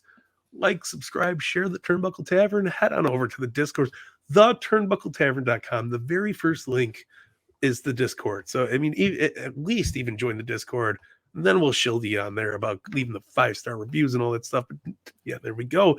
Hop on that turnbuckletavern.com, hit that Discord link, and then let us sell you on the rest of the product, my friend. Well, that is a good segue into Clash of Champions because this was a really fun card. Just to give you guys a glimpse into the history, this took place in Las Vegas, Nevada, Caesar's Palace, the same place Nitro was in the night before. The current WCW champions were as follows, just to keep you guys on the same page. We have the WCW World Champion, Randy Savage, who won it on the 22nd, the night before. We have the WCW US Champion, One Man Gang, who allegedly won it on the 27th of December, 1995, but I can't find any record of it, but he's U.S. champion. We have WCW World Tag Team Champions, Sting and Lex Luger on the 22nd. They won the night before. And we still have our WCW World Television Champion, Johnny B. Bad, who we have not seen on any of these shows yet. So, nope. Television Champion, not on television. Maybe he's on Saturday night. We're just not watching it. He be bad. It's okay. He do be bad. That's what they say. He do be bad, yeah.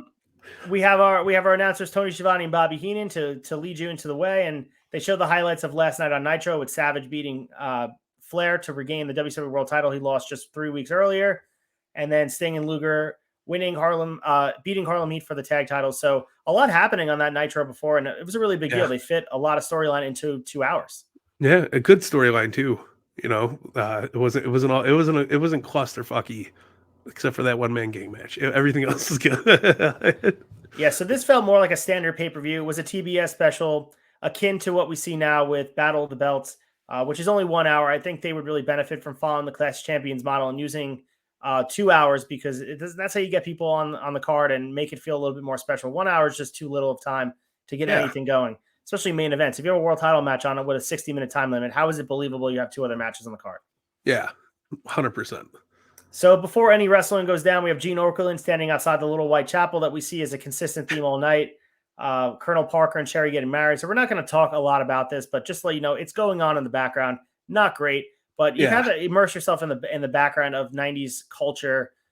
Somewhere there's a Jerry Springer type of thing going on where this type of thing sells, where there's drama at these weddings and people feel a certain way about these events. So maybe in its time it was entertaining. It doesn't age well. Not for me. No, not at all. And like the only positive I could point out of it is that WCW did the Little White Chapel first before Triple H and Stephanie got married there. You did mention that on the Discord last night. So yeah. I mean, that's my only takeaway from it, though. I could have done it without this reoccurring segment the whole show, and it was a little hokey. I mean, a little hokey. It was really fucking hokey. So our opening contest is the Nasty Boys and Public Enemy. I had watched this prior, and then you were like, "No, we need to go back and watch it." And so we did. We watched it in full. So this was like a classic Nasty Boys match from 1994, a street fight. You couldn't tell who's legal. There was 2 guys on the floor at one time, tossing each other all over the place.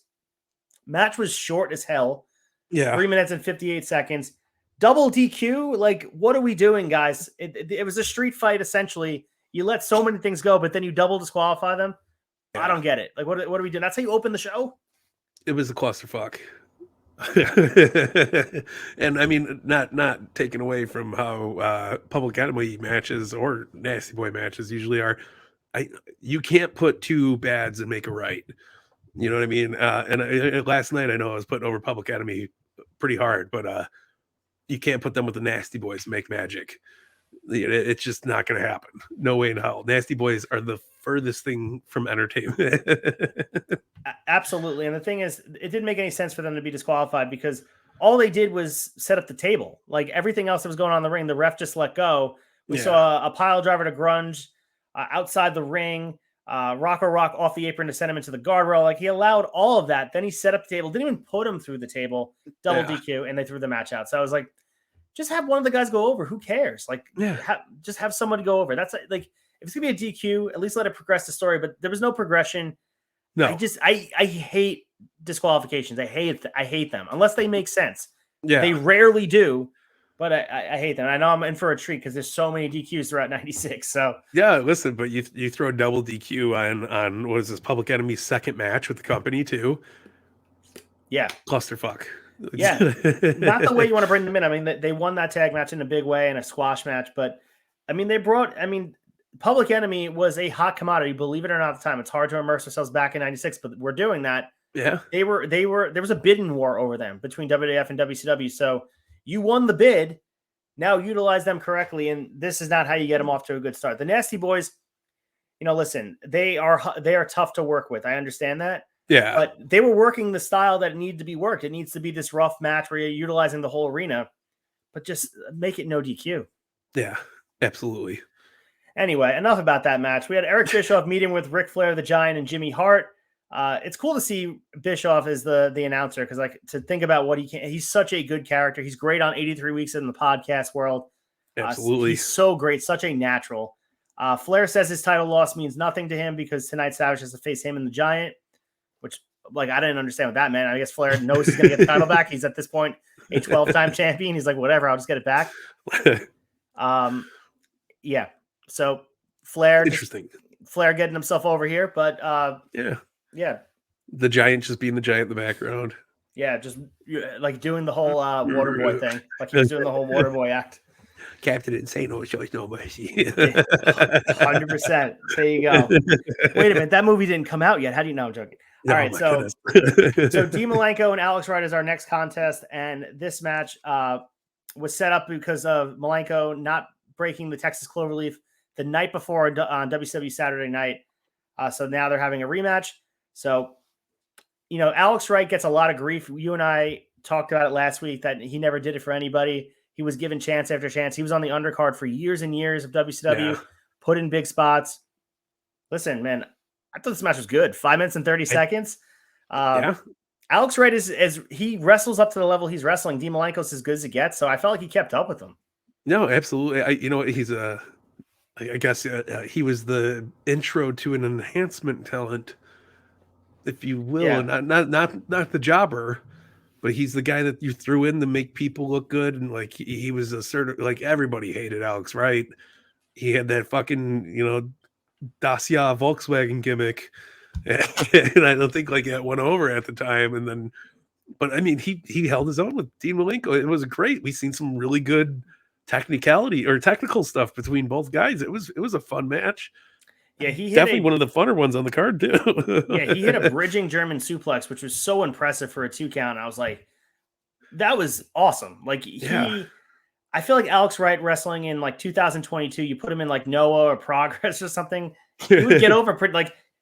I mean, you could see a lot of influence in that, whether Daniel Garcia knows it or not. But like a guy like Daniel Garcia wrestles a very similar style. Yeah, that's a very, very pinpoint outlook on it. I like that. That's good shit, man. So after this match, you had Kevin Sullivan, who I think is the bane of shot of nostalgia. So I can't wait to see him not here. But we're going to see a lot of Kevin Sullivan throughout the rest of '96. So Yes. buckle in. With Jimmy Hart versus Disco Inferno. This was not a match. So Disco didn't come out because he's at the wedding instead.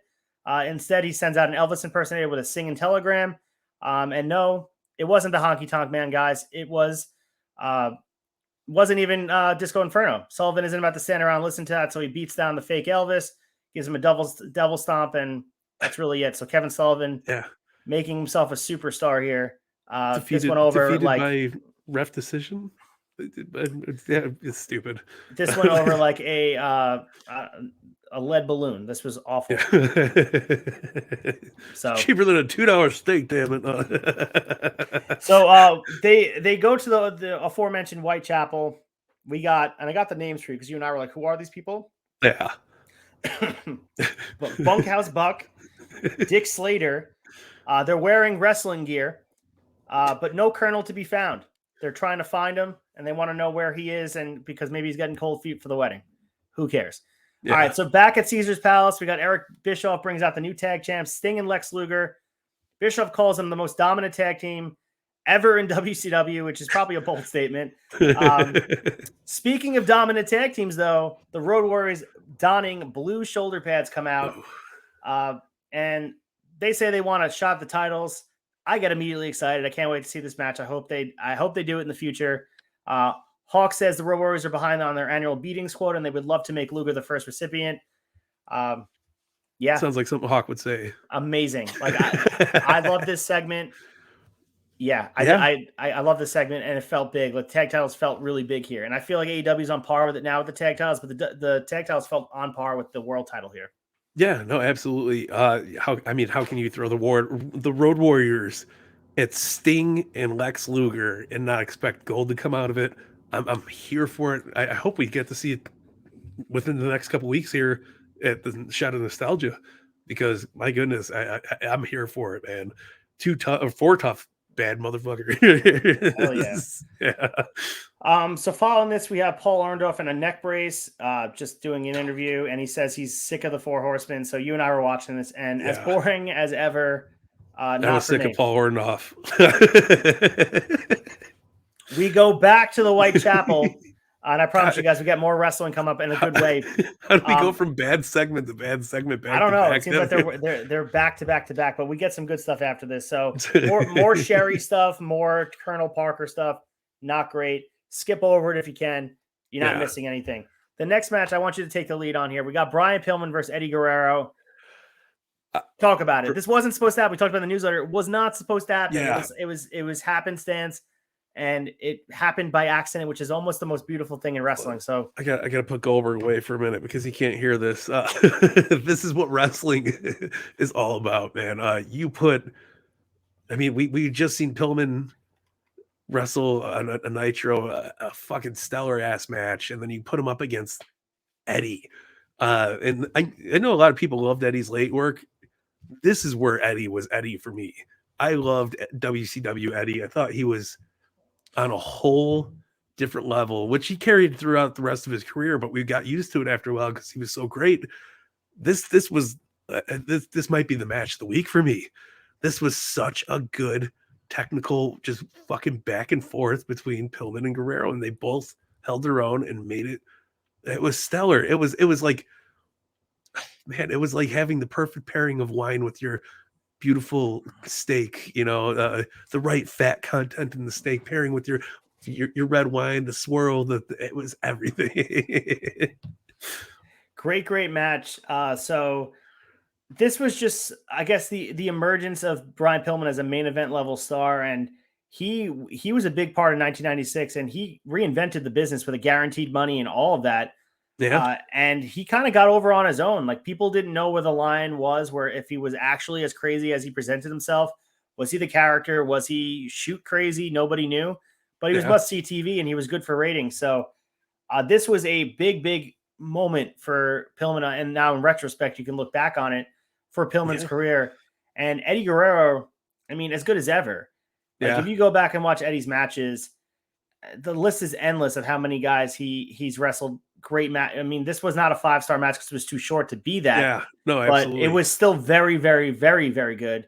And you could just tell that these guys were just like, they were getting warmed up. And I want to see these guys on a big stage. I'm sure we do at some point, but for a Clash of Champions, a lot of fun. But it was good shit. Yeah. Aside from the match, we had the drama going on with Brian Pillman and Bobby Heenan. You want to lead the way on that? Oh yeah. So I mean, you smartened me up too. What was wrong with Heenan? But we'll get to it. But Pillman hops out of the ring, starts moving around ringside, and he goes behind Bobby Heenan. Bobby Heenan just, what the fuck?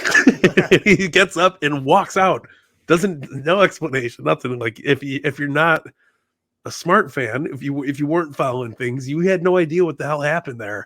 Yep. But as you told me last night, apparently Heenan had this really bad neck injury, and they were still too bad enough to where he was still worried about it. And Pillman kind of walked up behind him, put his hands on him, and a little physicality there. But Heenan, being Bobby Heenan, said, "Fuck this, I'm out." He threw his shit down, got up, walked away, and screw this, bail, and just run away, because he did not want.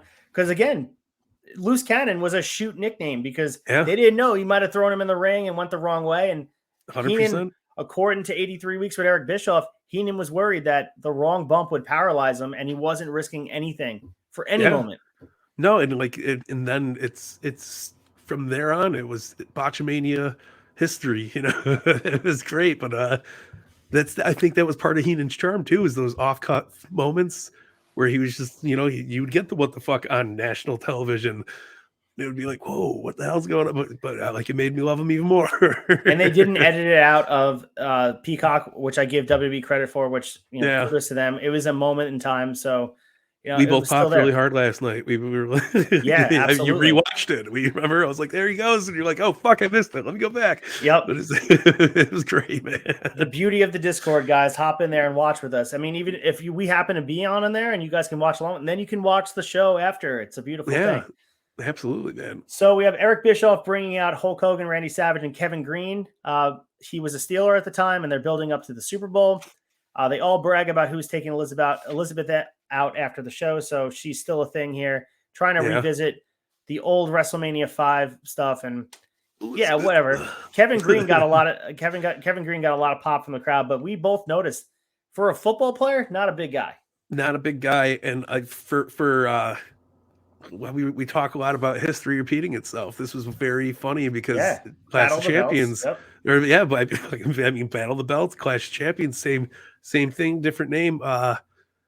We seen Britt Baker come out with the Pittsburgh Steelers, and Najee Harris and Pat Fryermuth is the tight end of the Steelers as well, came out and had a helping hand in the finish too. Gave the glove to the wide receiver glove for the finish with the, what does she call it? The DMD. I can't think of it. It's the. We're in 96. We can't even think about it.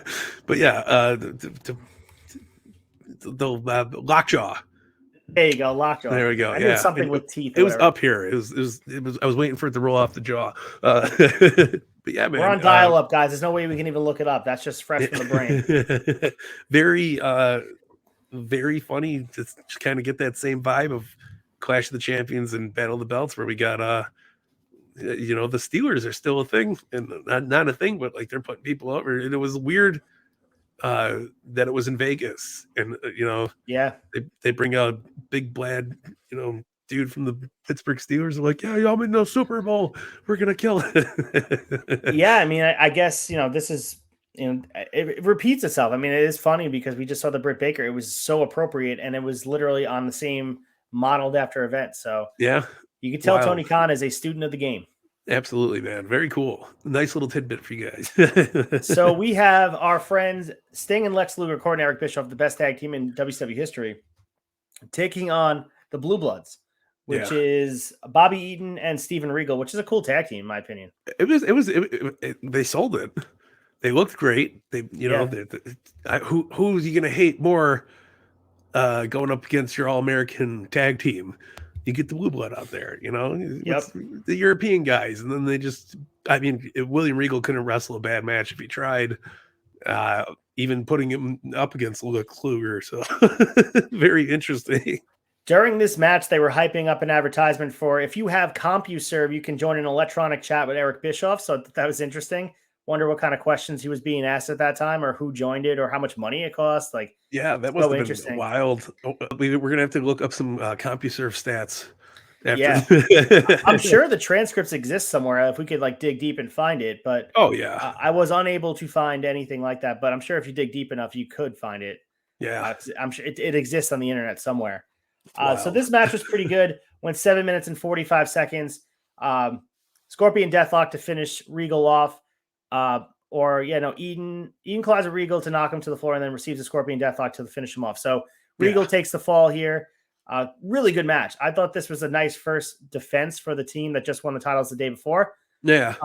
Pretty cohesive unit right here. Not too many ripples in the Luger Sting thing. So they didn't really continue the story. Not a lot of drama. They kind of backed away from the story a little bit. It felt like interesting in retrospective. Because I think it's something that would have slid by the waist as a fan at the time, much like it did, because you're like, oh, Lex and Sting are together, it's cool.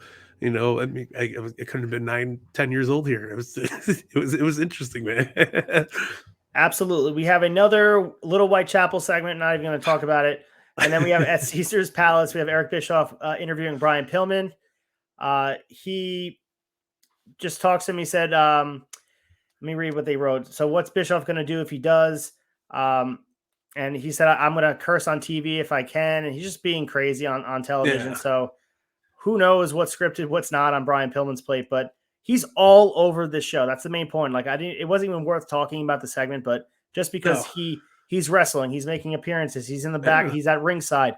They're purposely putting him all over the show. And for good reason. I think I talked about on the last time, I forget what show. Maybe I was another show or just talking out loud to friends. We all talk so much, but it's like when you're watching a hockey game and a guy's all over the ice, and the announcer keeps calling his name. Yeah, that's exactly what it's like. Brian Pillman was everywhere on the ice, 100%. And he's having a good game because he's around the puck at all times. Yeah. The funny thing is he's threatening to curse on TV after he just made Bobby Heenan say fuck and walk out of the announcer's position.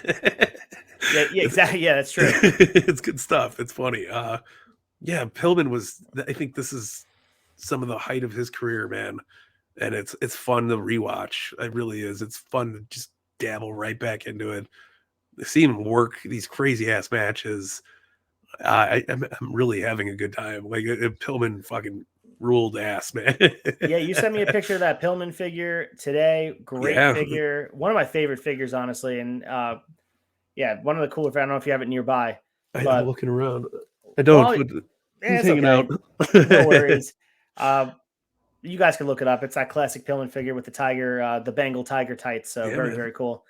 This next match is really funny. Again, now that we have the insight of the Wrestling Observer of the Mexican heavyweight champion in quotation marks, Conan taking on Psychosis. So since Conan wasn't the real champion, they affixed him with a fake championship to make him look legit.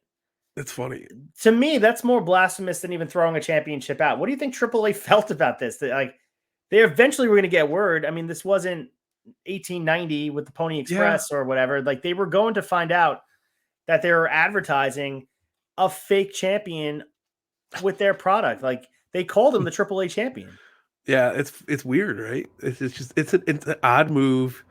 maybe the belt was still in Mexico and they just didn't have the means to get it to the US in time. Like it doesn't really, I don't know. There's not enough evidence here to prove that they weren't just doing some dog shit bullshit. Well, I have to go back and like actually listen to the verbiage they use because there's probably a way around it. They don't say AAA champion, but on Conan's tights it said AAA. It had the AAA logo. You might as well be Yes. wrestling with the WWF logo on you.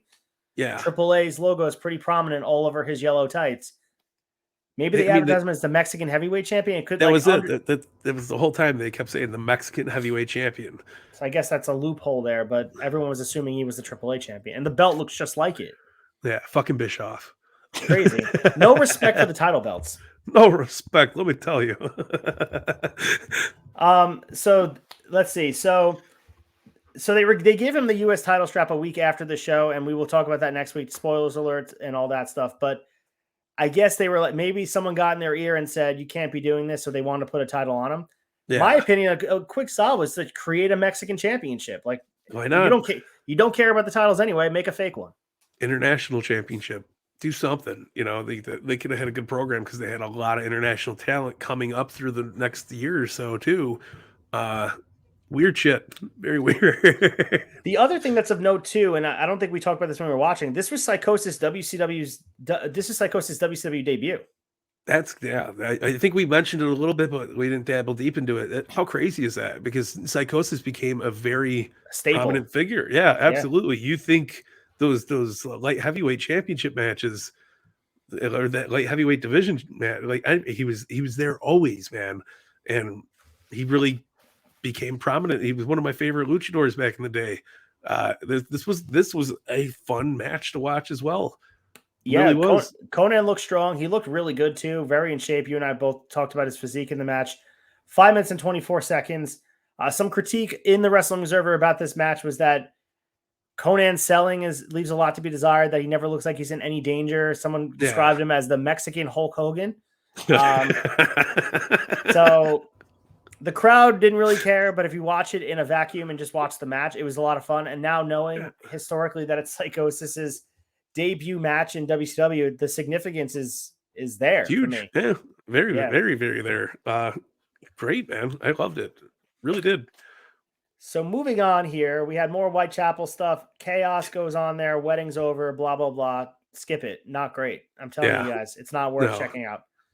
Go watch Billy and Chuck get married. It's way better. 100%. Or even the wedding, like any other wrestling wedding was better than this. So we have our main event on tap here. Hulk Hogan and Randy Savage with Elizabeth and Kevin Green versus Ric Flair and the Giant. A very young Paul White. We talked about it. Yeah. Green is goose shit, but holding his own. I mean, getting big moments in this match. I mean, imagine as a young kid with no experience in the business, you're in a match with Flair, Hogan, and Savage. How can you not learn? Right. Even with the bullshit going on, how can you not learn what's going on? You know, the crazy shit going around. I think this is where a Big Show, Paul White, the Giant, whatever you want to call him, I think this is where he really stood out because they built him up so well. I was telling you last night, I believed he was Andre the Giant's kid. I was over the moon with him. I was like, oh, and I didn't know he was green as goose shit at the time either. It just goes to show you that perspective's everything, right? So you see. Well, the main event work rate level was not high. I mean, the matches went. The match. I mean, we saw Sting and Flair have a pretty good match, but it went 11 minutes. It wasn't like this, 60-minute draw that we've been seeing nowadays with Bryan Danielson, Hangman Page. Yeah, it was built in a completely different light. The work rate matches were mid card in WCW, and so Big Show or Paul White or the Giant, however you want to call him, he fit into the main event seamlessly because he didn't need to do much. Yeah, lean, mean, giant machine is what he was, though. He looked great. He played the part great. He had that crazy eyes. He was always pissed off and angry. Like, it just worked. It really did. So to start this match, we had the same women from last night, including Nancy Benoit, Deborah McMichael, and Linda Hogan coming out again. They leave because Elizabeth is the main chick of the night. So after they come out, then they completely give Elizabeth her respect and they leave. Rightfully so. So Shivani tells us how the Cowboys are going to beat the Steelers at Super Bowl. They're really trying to get the relationship between NFL and wrestling tied in. And we do see sports eventually rear its head in WCW with the NBA and all that stuff with Karl Malone and Dennis Rodman and all that stuff. But just like today, they're trying to tie their wagon to sports, and even WWE still continues to do that today, giving title belts out and having athletes on shows. It's an easy, cheap pop to get relevance because you might wind up on ESPN. Absolutely. So this match was pretty good. Definitely no selling from Hogan all over the match. This was similar to today. If you think about, I keep bringing it back to Cody, purposely doing things that almost make you mad. It's like if you could pretend like you had this long-term plan to turn him heel from this moment on, that you knew Bash at the Beach was going to happen. Yeah. I would side on the idea that they didn't know. No. But if they did, they were geniuses, because you were getting everyone to absolutely hate him. And I can't even imagine watching this live. Hogan was no selling all your favorites here, and it was a tired act, and I think everyone felt the same way, and the crowd went mild when Hogan was in the ring. No, listen, you could. This is what I mean. Like, you could see it happening, and it was Hogan forcefully putting himself out there. Even when Macho Man won the belt, like, he was just, "Oh, brother, I'm so excited for you, Mach. You're the man, dude." And like, Macho Man's like, "Get the fuck out of my face!" Like, the animosity is building up just because Hogan feels like he's got to be the guy at the top. And 100%. Yeah, and Macho Man did not lie. The cream always rises to the top, man. Eventually, it fades away a little bit, but it's wild to see. And like, you can't. How do you have Hogan no selling the Giant, Ric Flair? It's just batshit crazy. So, Mega Powers lose this match. Obviously, a betting man says that Savage takes the pin, and he does. 9 minutes and 53 seconds. Weird ending. I'm going to read you the ending because it's chaos. Yeah. So Hogan no-sells, chops, and slams Flair off the top. He tags in Savage. He nails the flying double axe handle on Flair. Then he hits the macho elbow, while Hogan clotheslines Giant to the floor. Jimmy Hart's with the ref again. Savage grabs and nails Jimmy, while Flair pulls out the infamous taped Nux from his trunks. Savage goes over and picks Flair up and gets drilled in the face, and it's over. So we had all this pomp and circumstance with Macho winning the title. Sandwich in his title win was a tap-out loss and being made to look like a geek when he was trying to cheat himself. Yeah. So you're not really making your champion get off to a very strong start. If you're watching this show and kayfabe and thinking it's real, Hogan looks like the star and everybody else is just there around him as his supporting cast. Yeah, absolutely. Yeah, I mean, it couldn't be put better. Yeah. I thought the best part of this match was anytime that Savage and Flair interacted. They have so much chemistry that it's a shame to see they only had one WrestleMania against each other, because WrestleMania 8 was a great match, a good story. I wish it would have main evented that night. Unfortunately, Hogan and Justice. I mean, the story goes on. It's Hogan always infiltrating on top of Savage's and raining on his parade. But there was a lot of good to pull from this match. I thought it was a fun match. Now looking at all the guys and what happened to them, I mean, even the Giant too, such a young guy, accomplished so much in the business, more so than a lot of guys probably even could have predicted. Yeah. Even the personalities at ringside, Jimmy Hart, Elizabeth, and then Kevin Green, famous NFL player. A lot going on, a lot of star power. I thought this match lived up. There were some frustrating parts, and it's nitpicking because we're watching as smart fans now, and we are wising up to the business and all that stuff. Yeah. But overall, for a TBS Tuesday night, I mean, what else could you ask for? Yeah, absolutely. And that's the thing too. It's like, we're how many years removed from 1996? Times were different back then. I guarantee I was gullible as shit, buying into everything that was going on here. I wasn't paying to Hogan selling. I was like, oh, he's just Hogan, man. He's unstoppable. And like, we were kids, and like now looking back at it, you can nitpick all you want, but it was still badass when it happened. And I'm here for that kind of shit, man. It was a fun match. Yeah. I think Macho Man got overall Macho Man got the grunt of the career, man, which sucks because I think he was the most charismatic guy in the ring next to Flair. Yeah, the one thing too that I want to make note of is that without all this frustrating run, I don't think Hogan's heel turn goes over as well as it did. Yeah. Like, I feel like all of this was necessary. If any of this doesn't happen, the Hogan NWO black and white thing still happens, but it doesn't happen in such a big way because people were just ready for it. Yeah.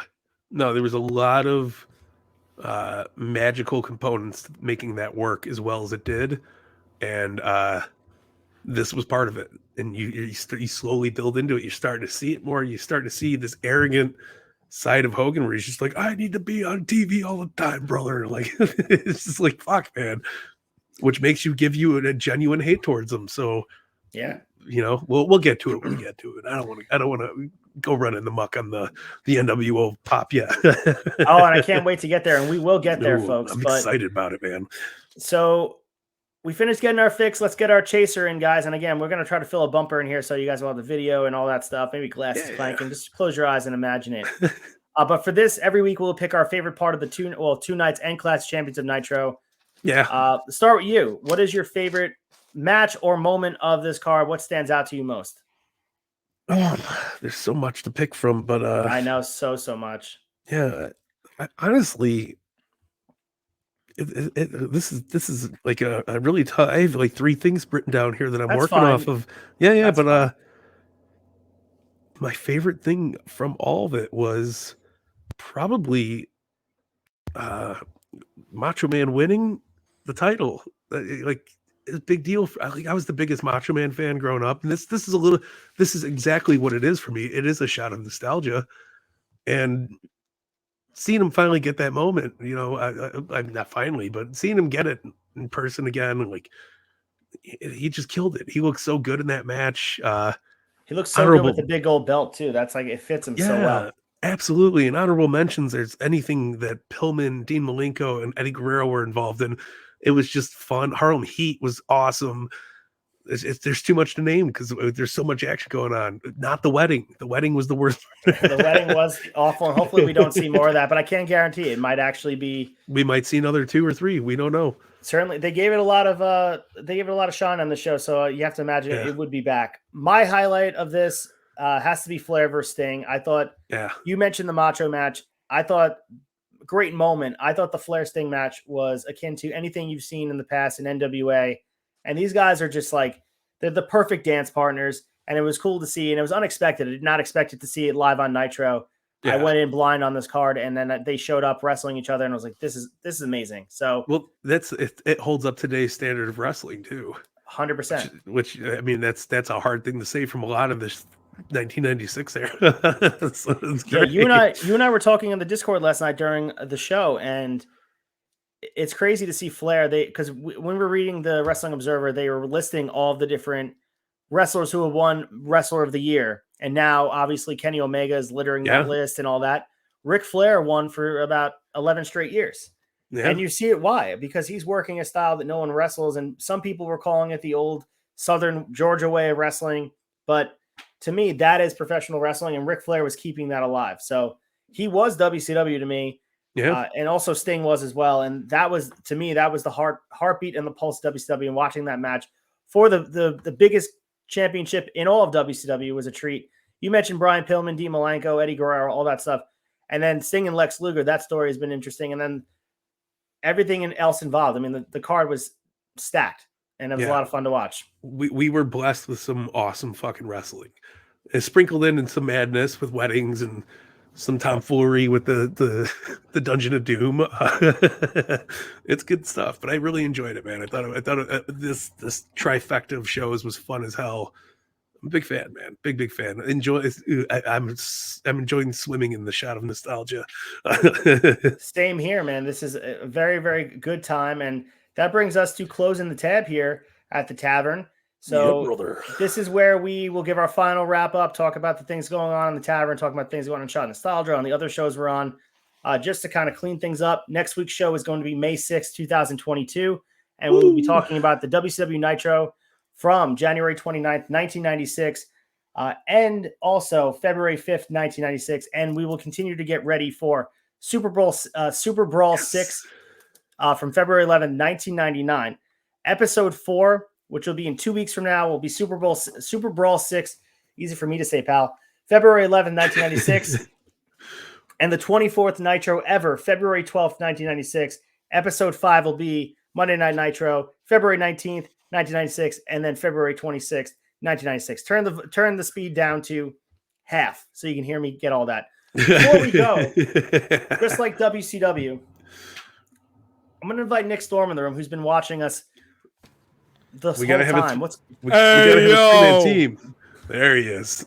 It's me. It's me with my microphone. This is it. I literally have a microphone right here. What's up, guys? What's going on, man? We are completely lit of nostalgia. We've been drinking, happy hour, getting our fix. We hit the chaser. Now we're closing our tab, getting ready to tip our bartender. And I think you were our bartender all night. You've been hanging in the tavern. Yeah, man. Yeah, look, I've been producing this whole thing. You guys watching at home. I've got, you guys can't see it, but I've got like a volume mixer right here. And in front of me right here, I see Mike and Ace as well. They're in a recording booth.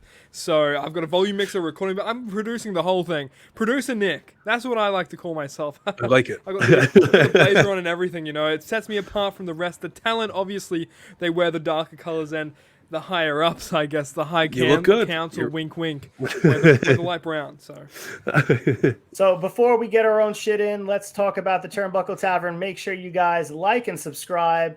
Go to the turnbuckletavern.com. Make sure you buy some merchandise. We got some great shirts for you. The fucking GCW show, Fig Night, Raw Down, AEW Wrap Up, Honor Society, Shot Nostalgia, and all the podcasts in between. Make sure you're following everything. There's hours of free content. The least you can do is just give us a like, give us a review. Yeah. And a lot of you are doing that, and you're getting free stickers. We're sending them your way. So absolutely. To me, we appreciate all of that. So, Nick Storm, I just want to ask you a quick question before we just bow out here on a Friday and get our weekend started. As far as your experience in WCW, you're a young man. What is... There's no need to feel down, I said, young man. Sorry. So you listened to most of the show here. What stood out to you most about what we were talking about? So maybe one name popped out to you, or what is something that has you wanting to watch 1996 WCW? To be honest... What's got me is hearing you guys talk about it and all the names you guys are bringing up as well. Like, I'll be honest, guys. I was lounging around in my chair. I was snoozing. I was eating. You're producing. Food. I was producing, dude. I was busy mixing the volumes. But the thing that really stood out to me was at the start of the show, you were talking about Dave Meltzer and how far back those kind of tabloids go. I'm not even thinking about a wrestler here that stands out to me, and that's what's cool about the interwebs, and it's the fact that we have access to these kinds of things. And I don't know, it's cool that Dave Meltzer was a name from back then and is still kicking and being a freaking menace to society nowadays. So it's cool. I don't know.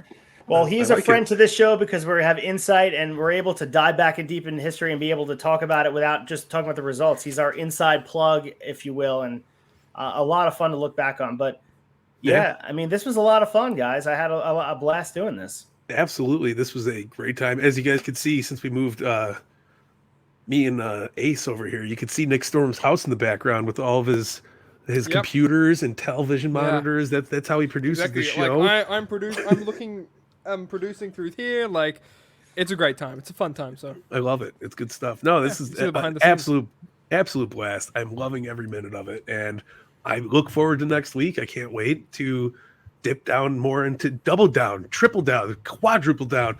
Can't wait for Super Brawl. I'm excited. Diamonds are forever, and WCW is too, man.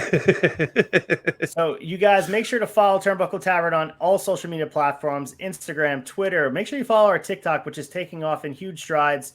Follow myself, Ace Field Retro, on Instagram, Mike Bellcaster on Instagram, Nick Storm Review on Instagram. Interact with us. We are nice guys. We'll share your stuff. We'll have conversation with you. All that good stuff. But any last plug you want to get in, Bellcaster, before we leave for the weekend and leave everybody waiting for more, patiently waiting? Listen, I got nothing else besides Show in the Tavern, which we do enough. Just check it out. I can't honestly say enough. It's life-changing group of people here, and you don't want to miss out before we hit the Space Mountain, Daddy. It's time to get in line before we ride the ride, right? So check out theturnbuckletavern.com. Like, subscribe, share, hit that bell button so you can hear us live every time. You'll be reminded. If you're in the Discord, we send out reminders every time we go live. You won't miss a thing. And man, I hope you guys have a great weekend. Drive safe, drink semi-responsibly, And Nick Storm is Thank God the it's Friday, greatest producer right? of all time. Damn right. I am the greatest producer. Thank God it's Friday. It's definitely Friday. Well, for me at least it is. You know, in producer land, I like to call myself. You know, put them. You know, I'm doing this. You know, constantly. I like it. Turn you guys up because you guys keep the content flowing, and that's why I pay you the big bucks here. That's why I pay you the big bucks. You're the talent, and that's what I need to say here. So. Yeah. And on that note, I'm Acefield Retro. That's Mike Belcaster for Nick Storm Review. I'm Acefield Retro. And make sure you tip your bartenders. Hop in the DeLorean. We'll see you next week in 1996, guys.